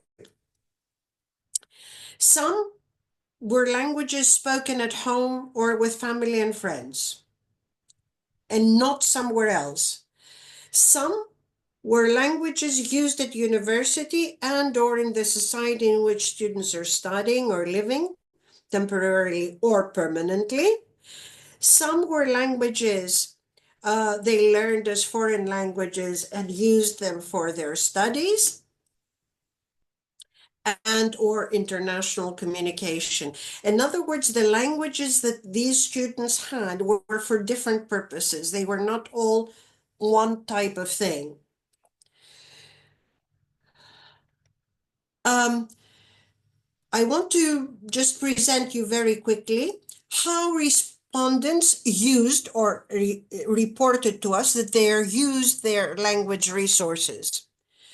First of all, respondents with a different mother tongue from the language of the university used their mother tongue at home, but rarely at university and not for academic purposes. We all assume that this is logical, rational, but we had not we haven't really investigated it. The languages that respondents used in social events, social media activities, and on the internet were often not English, and this was surprising, or their university's official language. In other words, they didn't use their mother tongue, their first language, at university. They used it only at home. But on social media, they did often use another language very often their mother tongue, a language that was different from the university language or English. Respondents reported that they mix the languages that they know, producing hybrid forms. This is I reported a little while ago. I referred to Maria's chapter in the particular book, and actually on hybridity of which results from mediation. She did her master's thesis, and it was very interesting as well. And they switch from one language to another in their everyday life, and sometimes with their peers at university, but never for their academic work, at least in class. The biggest percentage of respondents reported that they use more than one language in their daily lives for both private and public communication, not at the university necessarily. Respondents' cross-linguistic mediation task for others that was addressed to others.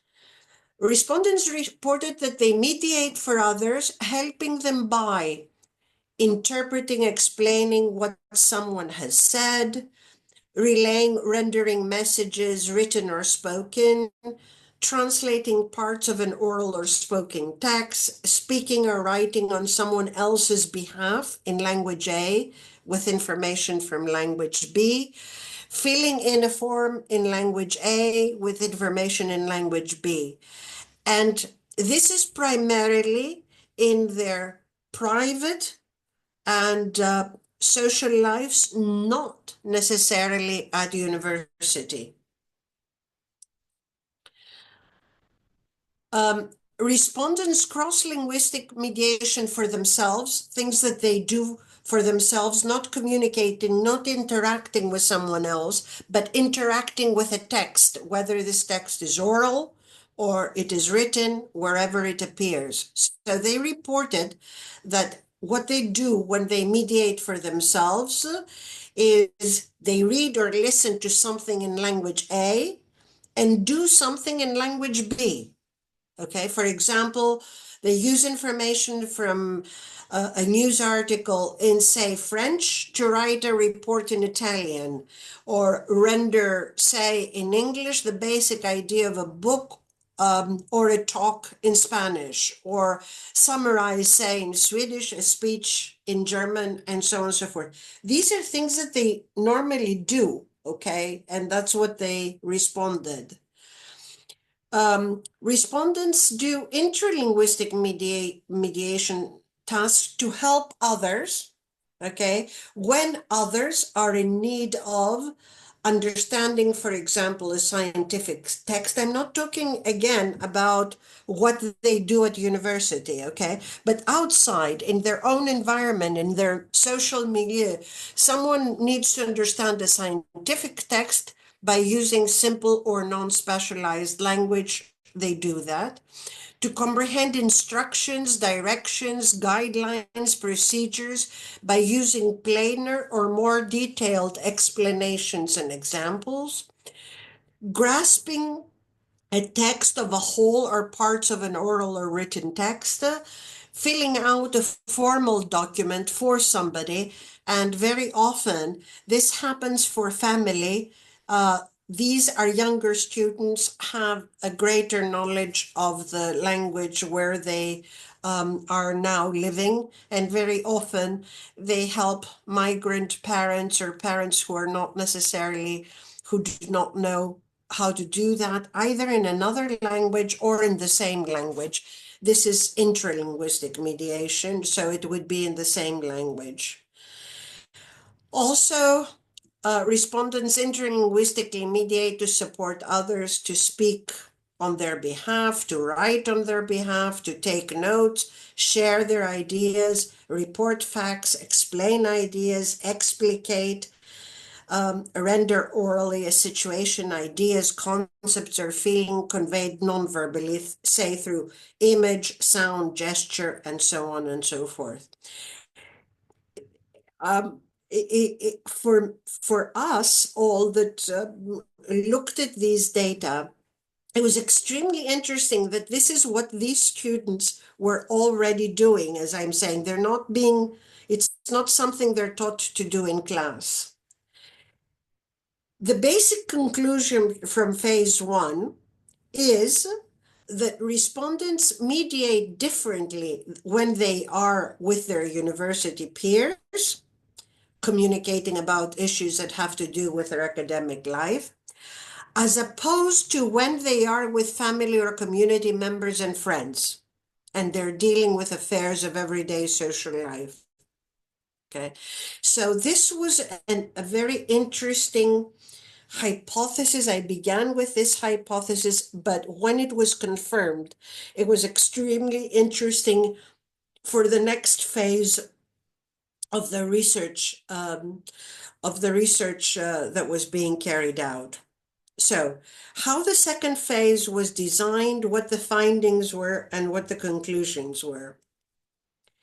The design of phase 1, the findings and the conclusion of phase 1, as I said, served as a basis for phase 2. It involved 30 of the students who had participated in phase 1 and who served both as subjects of research. They investigated themselves, okay, they were the subjects of research, who were asked to perform 10 cross and interlinguistic mediation tasks over a period of 20 to 30 days. And at the same time as they were the subjects of research, they were also junior researchers who were, these are all most of them are undergraduate or MA students. None of them were PhD students. Okay, who were asked to complete a verbal protocol form as soon as they had completed each mediation encounter. I'm not sure if you are familiar with what it means, a verbal protocol form. It's simply to write down in detail what you're doing, okay, or what you have done, to make a verbal protocol, to put it in writing what you have done. The instrument used, as I said, was the verbal protocol form, and it was designed for these junior researchers, these students basically, to record in either English or in French, the language in which they felt more comfortable. We didn't offer more options because I would be more comfortable with either English or French. Other languages such as Greek, for example, which is my own mother tongue, could not be used because there were only very few students. We wanted languages that could be shared by everyone, and these were the two. The context of what they had to record each time in the verbal protocol, each time they did one of their mediation encounters, they had to record the context. The context, you all know from the everlasting communicative approach, it means who is addressing whom and for what purpose, okay? The linguistic and non-linguistic resources they used during the mediation encounter. If they used text, they could attach them. The interaction process and types of meanings that they negotiated, okay? It was not always easy. These being undergraduate students, they were not always sure as to what it meant to write meanings negotiated. But I discovered that they soon started working with each other in order to create the verbal protocol forms. What accommodation techniques they used in order to accommodate what they wanted to say, the input, source text, and the output, and how the outcome, what they did, in this mediation, how it benefited the parties involved in the encounter. In other words, not only them, but the other people that were involved in the mediation. Okay, now the data we collected and analyzed consists of 114 mediation encounters, which were recorded by the 30 junior researchers, students, in the verbal protocol forms. The main conclusions from phase 2 was number 1, university students mediate with one another using their entire linguistic and non-linguistic repertoire to interact with their peers in order to facilitate learning and daily life at university. In other words, whereas at home, in their community, with their friends, they used mediation to explain things, to make things easier for the people that needed the mediation or for themselves. At university, the main reason that they spontaneously cross or interlinguistically mediated was in order to facilitate learning, either their own learning or those of their colleagues, and their daily life at university. In mediating for their peers or with their peers, intra and cross-linguistically, there's a typo there, students help one another learn by sharing linguistic or content knowledge, individual experiences, opinions, views, etc. And they are involved in peer learning, basically. That is the main object of their mediation work. They work with each other to gain knowledge, to develop skills by solving problems, completing tasks, processing and synthesizing views and opinions, locating data, material or evidence to support opinions, learn new concepts, reframe ideas. They're involved in basically, and this is the most important thing that I discovered. Mediation had a different purpose there. It was for collaborative learning. So I all of a sudden saw mediation not as an object of learning or teaching, not merely a situated practice, even though it is situated practice at the university, but mediation for a particular purpose so that they learn from each other. And that was an extremely important finding. From the findings of the initial analysis, so I would say university students' collaborative peer learning mediation encounters do not involve orderly question and answer exchanges, nor of speaker-centered and unidirectional language activities. In other words, most of the times their exchanges are they run into each other. Whereas in the mediation tasks, for example, that Maria presented, because it was a textbook, etc., is do this and they do it and they hand in their work, or if they're being tested. This is not how mediation encounters occur with the university students when they do it on their own. The mediation encounters recorded, all of them involved a two-way process. Even if somebody asked for an explanation in the same language, interlinguistically, or in a different language, it was always a two-way process during which meaning was constructed between the interlocutors.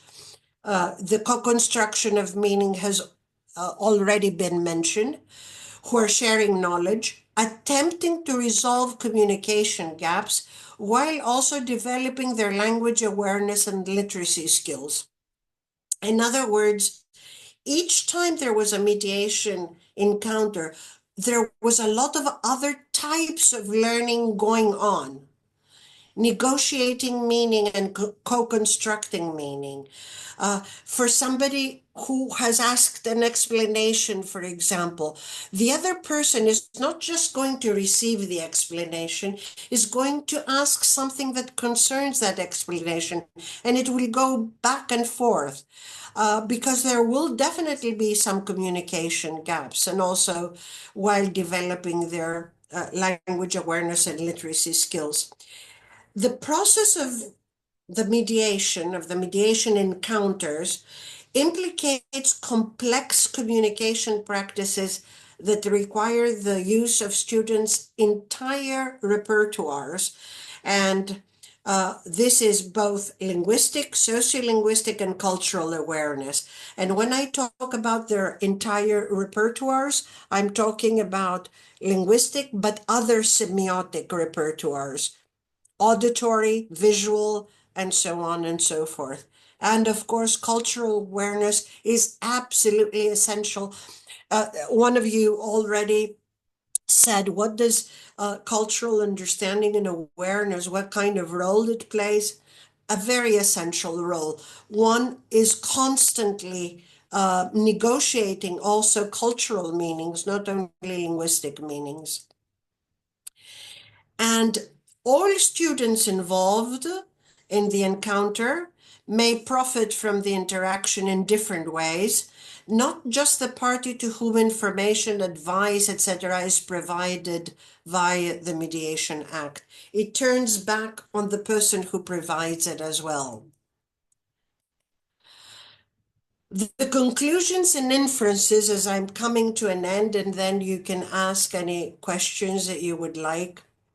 Cross and interlinguistic mediation between learners. This is the most important thing that I found in this research project, is that mediation between learners is a means, in other words, a facilitator to an end, a facilitator for learning, not an end in itself, as teaching mediation is often an end in itself, okay? Here, what I discovered that students are doing by themselves was they were using mediation as a means to learning.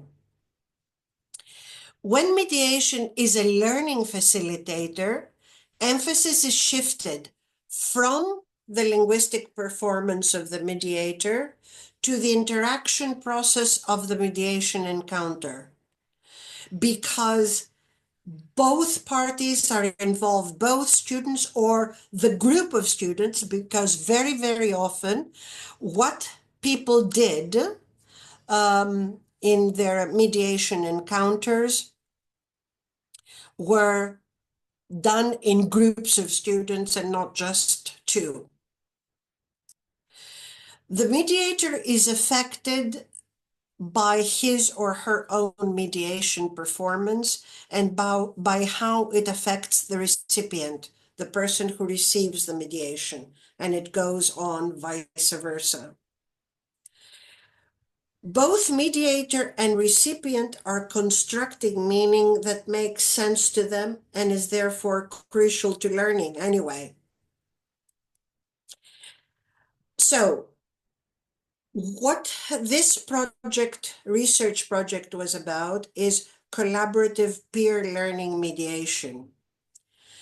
It is meaningful when for students when they themselves or their peers need to work in more than one language, genres, and semiotic modes, visual mode, acoustic mode, gestures, and so on and so forth, to understand information about the modus operandi at the university. A lot of students were exchanging information intralinguistically and cross-linguistically about things, how the university operates. There were instances in which there were mediation encounters because new students, for example, asked how the university website operated, and to have them help how to find information in that and so on and so forth. Or about exams, about things that needed to be explained. Interlinguistic and cross-linguistic information was exchanged. There were lots of encounters in that sense. To comprehend instructions and guidelines, whether they were instructions that were provided by the university administration or class instructions and guidelines that were given. They worked with each other to understand better interlinguistic mediation, cross-linguistic mediation, again, the instructions and guidelines that were given. To grasp new concepts in the course content, ideas, standpoints, attitudes in text, and how the attitude of the instructors or other students were. To address misunderstandings, this was extremely frequent, where students would work with each other to address issues of misunderstandings that had been formed either by other students or by them themselves. To clarify misconceptions, they again would work across languages or within the same language to clarify. Interpret messages for oneself and their fellow students. And it was useful for them when they were preparing or working on an assignment for their class, or outside of class, it could be a project or something. When they were to select or choose a project, when they require technical assistance or support, and when they socialize with other students, exchanging information and experiences. It was really, really interesting that there were encounters that were, for example, in the school cafeterias or at a cafe nearby, where students of different linguistic and cultural background would exchange experiences and information with each other. And this would create a more collaborative social environment. So I'm going to end right here because I'm assuming that you might have questions. I'm not sure if my thank you is correct in Ukrainian, but I want to thank you through a Ukrainian heart today. Yes, thank you, Bessie. Дякую, дякуємо. It's great. It's thank you in Ukrainian. You are right with it. Thank you very much. And I believe that these results will be useful for some of our PhD students who are here today, and maybe they, I am sure that they bring them some food for thoughts. Okay, and there are, as far as I can see, there are something that I think in May or June, an article regarding this particular research with the findings and with more analytically a lot of the encounters that happened, because there has been further analysis of this, will be published in an Italian journal, but it will be in English with an Italian summary of the project. So I will let you know if anyone is interested further in data regarding this when it appears, when the publication is out. Mm-hmm. Oh, yeah, thank you. It will be useful for our participants as well, especially those who are interested in mediation from the point of their research. And let's look at our chat, and there are some questions. The first question connected with example of maybe you can provide example of the tasks assigned for phase 2. So when you mentioned phase 2 of your research, yes, some of our participants is interested what kind of tasks do you use for that, for students? Wait. I did not use tasks. I'm glad the question is asked. Okay. It was when the students were recording, they had to record to observe their everyday life during period. And when they had understood what mediation is, okay, they had had a short forum and they had been told, this is what it means to mediate cross-linguistically and interlinguistically in the same language across different languages. Now, what I want you to do is each time you understand that you're mediating, record it, put it in a verbal protocol form. And I want you to produce, if you are taking part in this project as junior researchers as well as students. It was not an easy task, but there were students that volunteered to take part, and they were from 4 different universities in Romania, in Athens, in Siena, and in Strasbourg, okay? And some of them were more linguistically diverse environments than others. But even in those environments where I didn't expect to have such linguistic diversity, because supposedly the University of Athens is more homogeneous, you know, I found languages which I never expected, including, as I said, Ukrainian, because there were 2 students who spoke Ukrainian, and Russian, Turkish, Italian, Spanish, because they had taken classes, you know. And so every time they actually had an encounter, they in a group with other students, etc., they recorded it. They put it down and explained it. Explained, as I showed before, in what context it was, when did it happen, whom they were addressing, okay? And what resources did they use?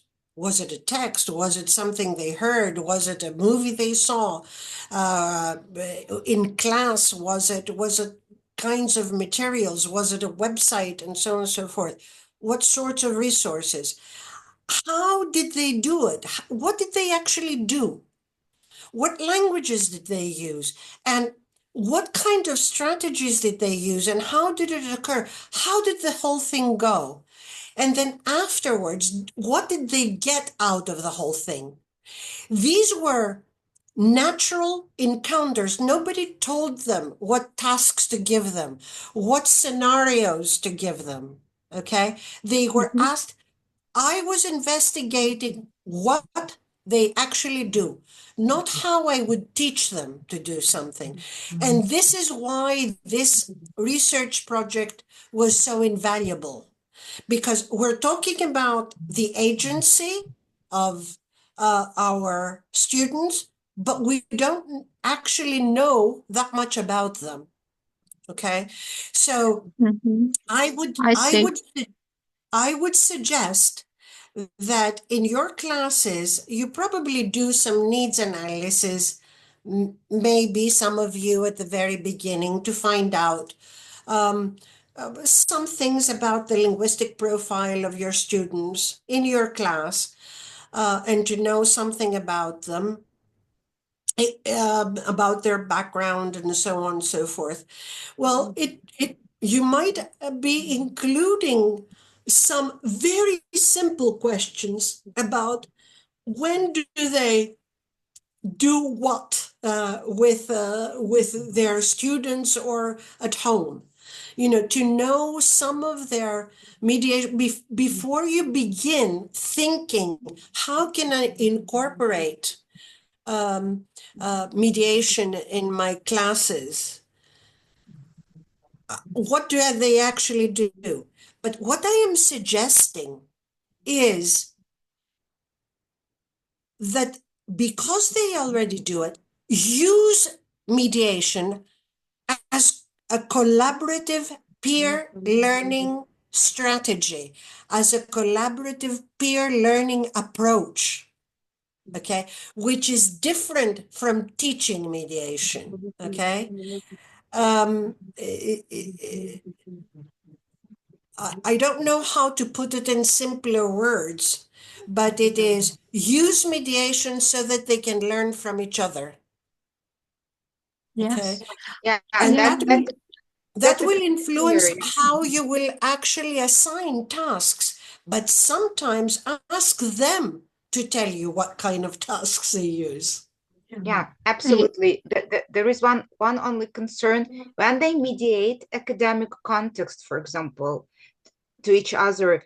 What about the quality of this content that they mediate?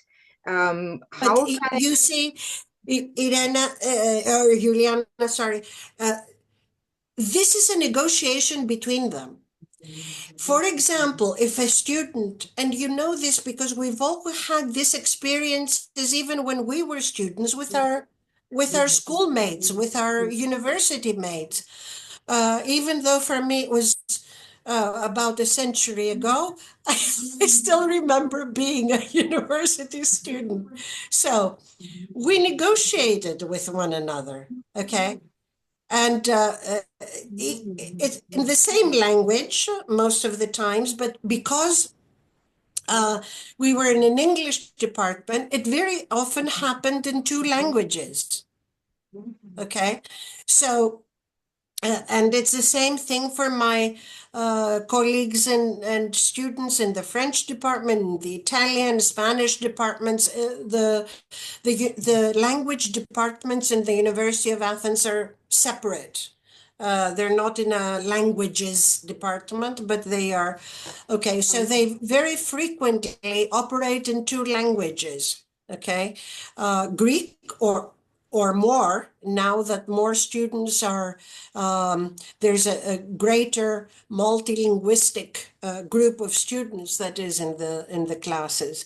And the important thing is for them to give them also the right to use their linguistic repertoires for plurilingualism, because this needs to be developed. Okay. I remember in the past when, with the audiolingual and audiovisual approaches, again, centuries ago, it was use the target language that you're learning, or use your own language and use it in a way that nothing else intervenes. Okay. Somebody, for example, that would speak Greek without using any references to the language that was in fashion. In my own generation, it was French, then it was English, and so on and so forth. And it was clear and very good Greek and very sophisticated. That counted. That person had power. The same thing was true for English. When you're in the English class, don't use any other language. My God, what's going to happen? This whole thing has changed. We're no longer there. We need to use everything we have in order to be able to communicate. Okay. And it doesn't matter if we produce some hybrid language, we all do anyway.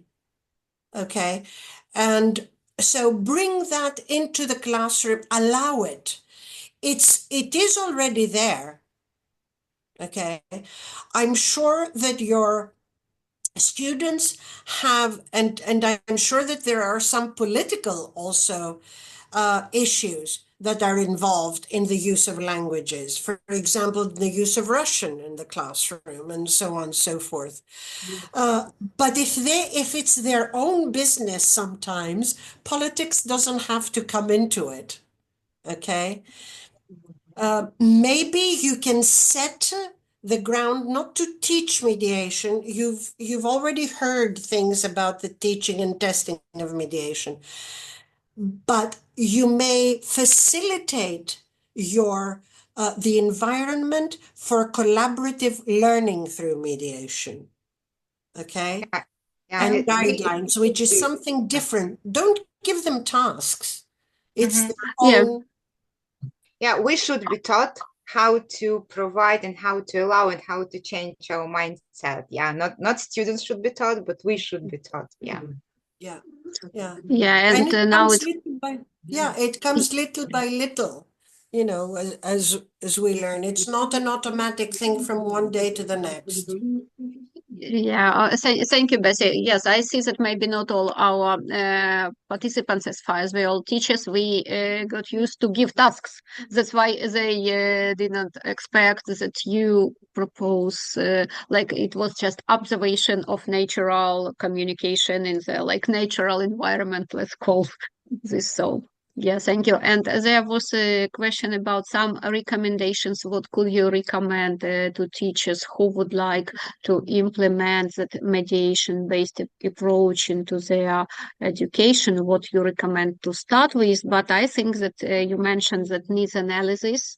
Yes, that must be done. Yes, I did. But I'm glad for this question because I wouldn't say to involve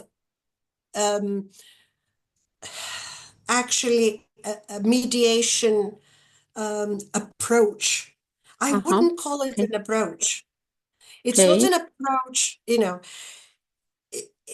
We can either it's using the languages and the linguistic repertoire that we have in order to do things in our studies, but also to collaborate with each other, which is, you know, what I was concerned with. But I wouldn't call it like an educational approach or a pedagogic approach. Mediation is part of our life. We all mediate. Right now, I'm mediating to you. Yes, but still, okay, if I see that point of our participant why they call it like approach, but if it's not an approach, can we call it a tool? Still to categorize it somehow. I think that we can call it different things, okay? Because it's not one thing. Yeah. We all mediate anyway, like we interact, we read texts and understand, we listen and understand, we produce language and so on and so forth. And sometimes this happens across different languages or within the same language when we interact, okay?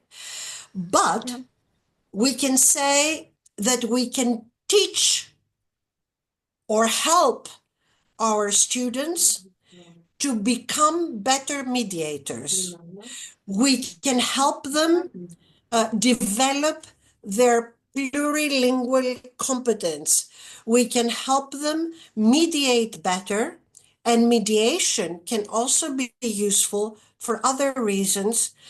I said learning, but of course we know that mediation can be a means, and that's what I call it, a means for learning, for collaborative learning. And one issue which we have not discussed at all, and it's not the object of this, for conflict resolution. Yeah. Within the school, between students, and so on and so forth. We are living in dangerous and very peculiar times. Not only you who are faced with the calamity of war, but all of us, and what we're facing right now in a world that is changing and for me is quite frightening with what is beginning to happen with economic wars, with the wars going on around the globe, and and the United States being what it is today, and conflict is everywhere, and we don't know how to work with it. And mediation is another way of approaching conflict between, and especially between young people, the ways in which bullying has taken off and so on and so forth. I mean, it's a means to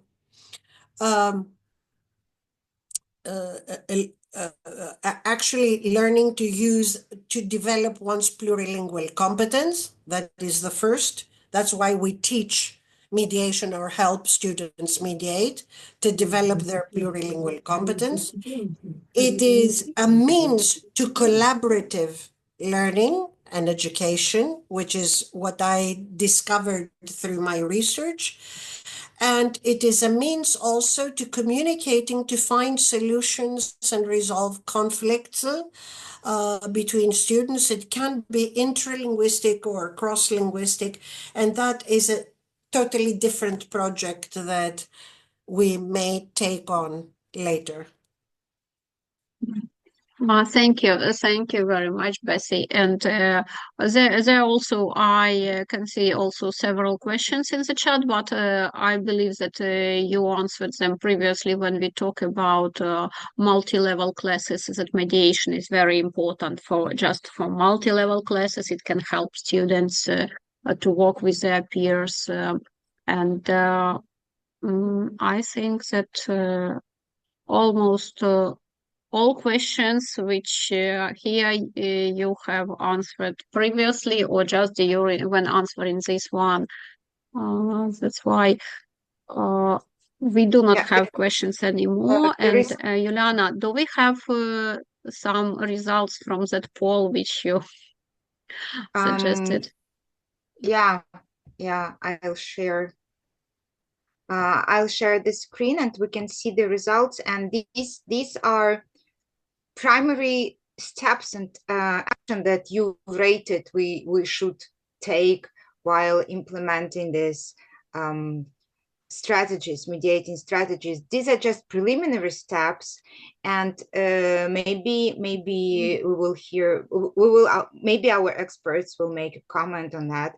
So the first step here, step action, which you think is useful, is to develop practical communication skills for real-world interaction in multilingual settings. So it's about relevant and authentic tasks, as Johan today has told, and Bessie really proved that students mediate about something that is important to them.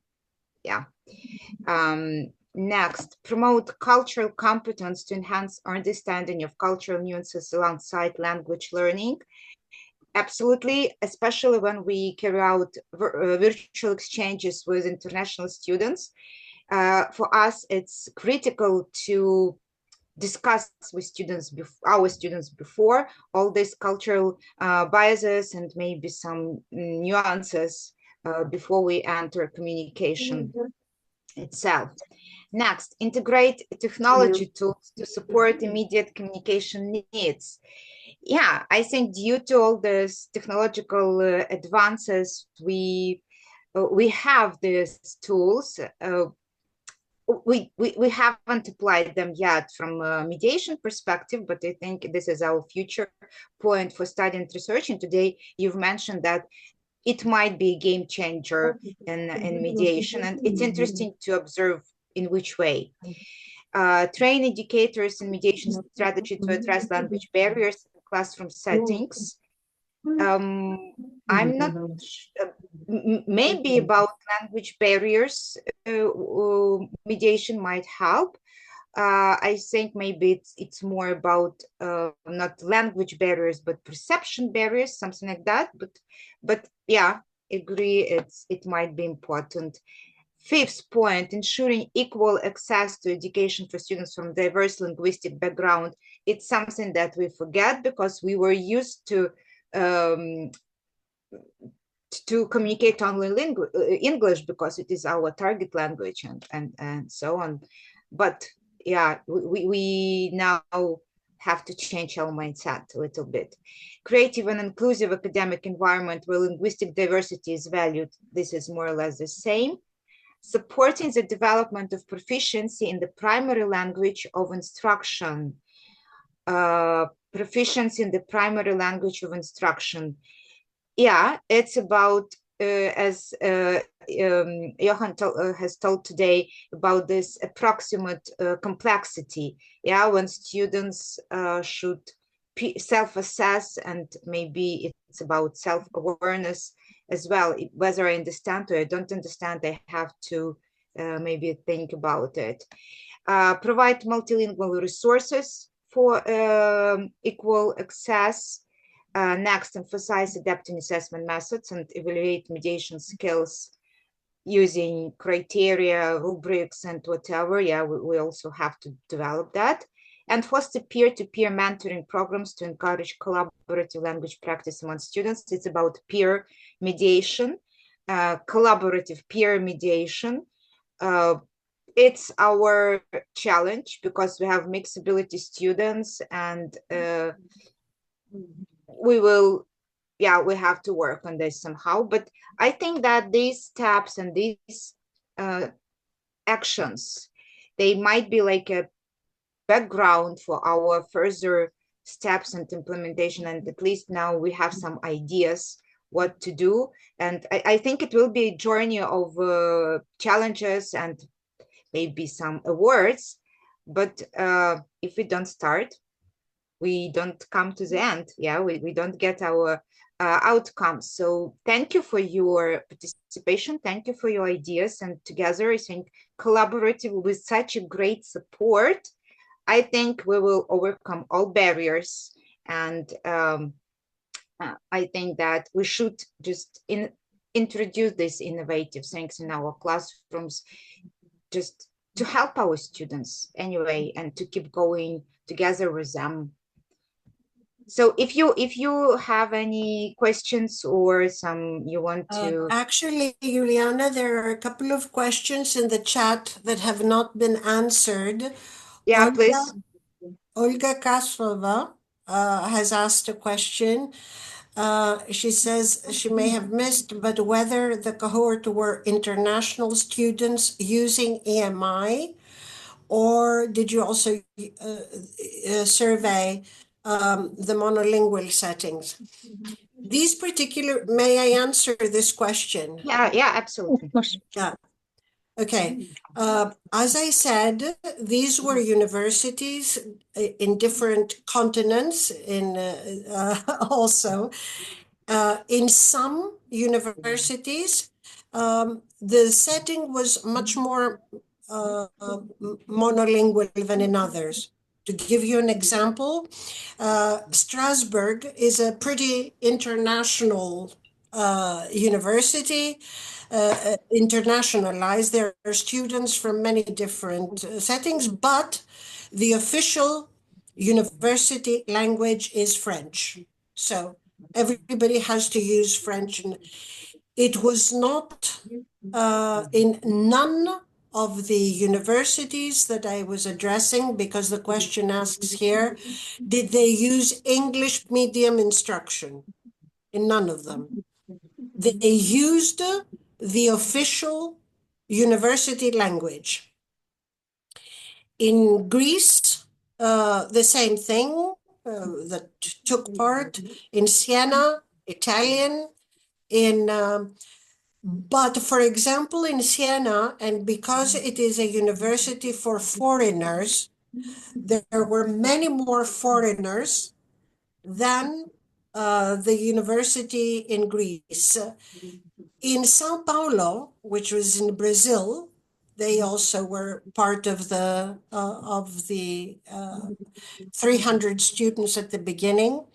Portuguese is not only the official language, but it is pretty much homogeneous throughout the university. They don't have that many international students as, for example, Strasbourg has, okay? So it was different types of universities.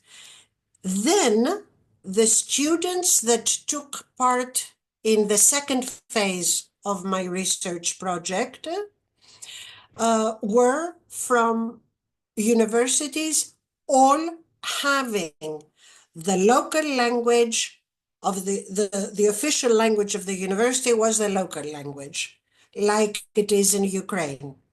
The National Kapodistrian University of Athens, Greek is the official language. In Siena, Italian, Strasbourg, France, and Romania, Romanian.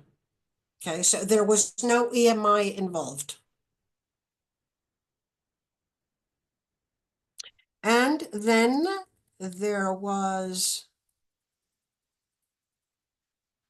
another question. Victoria Osidak asked, were students more aware of them mediating inter and cross-linguistically, and what implication can this finding have? When I asked them to record, to write down what they were doing when they were having mediation encounters, this raised a lot of awareness with regard to what mediation means. Okay, they had had a very short seminar on what mediation is and some examples. But when I asked them to write down, and after they had participated, of course, in the questionnaire survey, they started becoming much more aware. In other words, another technique or teaching strategy for making them aware is, besides creating a linguistic like profile of your students at the beginning, ask them, for example, for a month, to say anytime they used another language to do something with another person at the university or outside of the university, and what did they do exactly? You know, this would be a beginning in how you could incorporate something, either a scenario or particular shorter tasks in your class by involving students in what they are already doing. Okay, so this would be the implication. It does raise their awareness of how languages are used, okay, and what they're used for. Then there is another question, allowing to mix languages. It's Shiro or Kiro, allowing to mix languages in the class might open to an overuse of English. I'm thinking to my A1, A2 students. Okay. At university, we don't have A-level students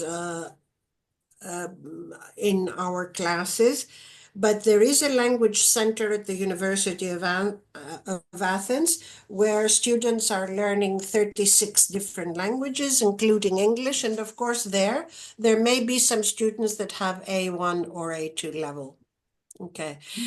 And yes, if you do group work and you say, okay, use whatever language you think, they will tend to use the languages that they know. If they are homogeneous in language, providing that all students share the same language. That may not be true, okay? But I will tell you something that we have done with our materials and exams with regard to facing our national exams all take into consideration that everyone that takes part in these exams, whether it is to be tested in English, German, French, Italian, Spanish, etc., they all have a common language, Greek, because it's a global exam. It is designed for people who live in Greece, maybe even if they don't know Greek very well, because they have recently come to Greece, etc. They are required, because of work and school, to be able to recognize and read language. Okay, so we take that into, but we start cross-linguistic mediation from level B1 then to C2. In A1, A2 levels, we don't have what we have been calling mediation, even though it is mediation as interlinguistic mediation, and we use the Greek language alongside the target language in order to make it easier for them to be able to comprehend and use the two languages together. One task, for example, at A1 level, test task in our national exams at A1 level is there is a text in the target language that is being examined, and they are asked multiple choice questions in Greek. The results, and especially when you get students in a class to discuss them and to say why, it's really interesting, and it reveals a lot as to how they mediate meaning and how they what sort of understanding there is of the text. So I wouldn't say that, you know, in a class of A1, A2 level at university, they do group work necessarily and overuse their common language. But sometimes it is extremely useful for language awareness and working with texts and complex texts to discuss them in their mother tongue, in their homogeneous language. And sometimes it can be valuable because it works other ways, not necessarily acquiring linguistic proficiency of a level, but developing an awareness and an understanding of language that you can't achieve only through the target language. You can achieve it in negotiating with your own language as well. Yeah, That's thank it. you. Thank you, Bessie. Well,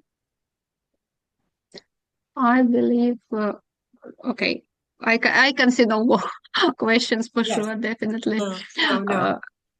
And So we should yeah. come to an end.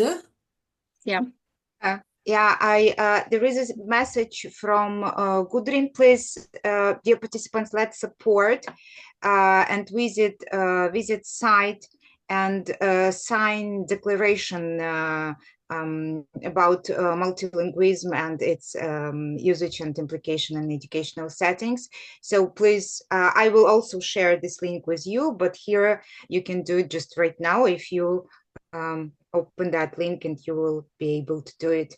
So thank you. There are a lot of thankful words and deep gratitude to all of you who participated today and who organized. I just can't imagine those efforts which you applied when you organized and invited those people who were yesterday and today. And of course, this is not the end. And I hope that we will keep in touch and we will continue discussing. And if you wish to have a cohort of new students for your studies, please, you're more than welcome. We will organize everything that is necessary. And from our side, we also will create this community. We will develop this bank of activities or tasks or whatever we will find necessary in our settings, just in the current situation.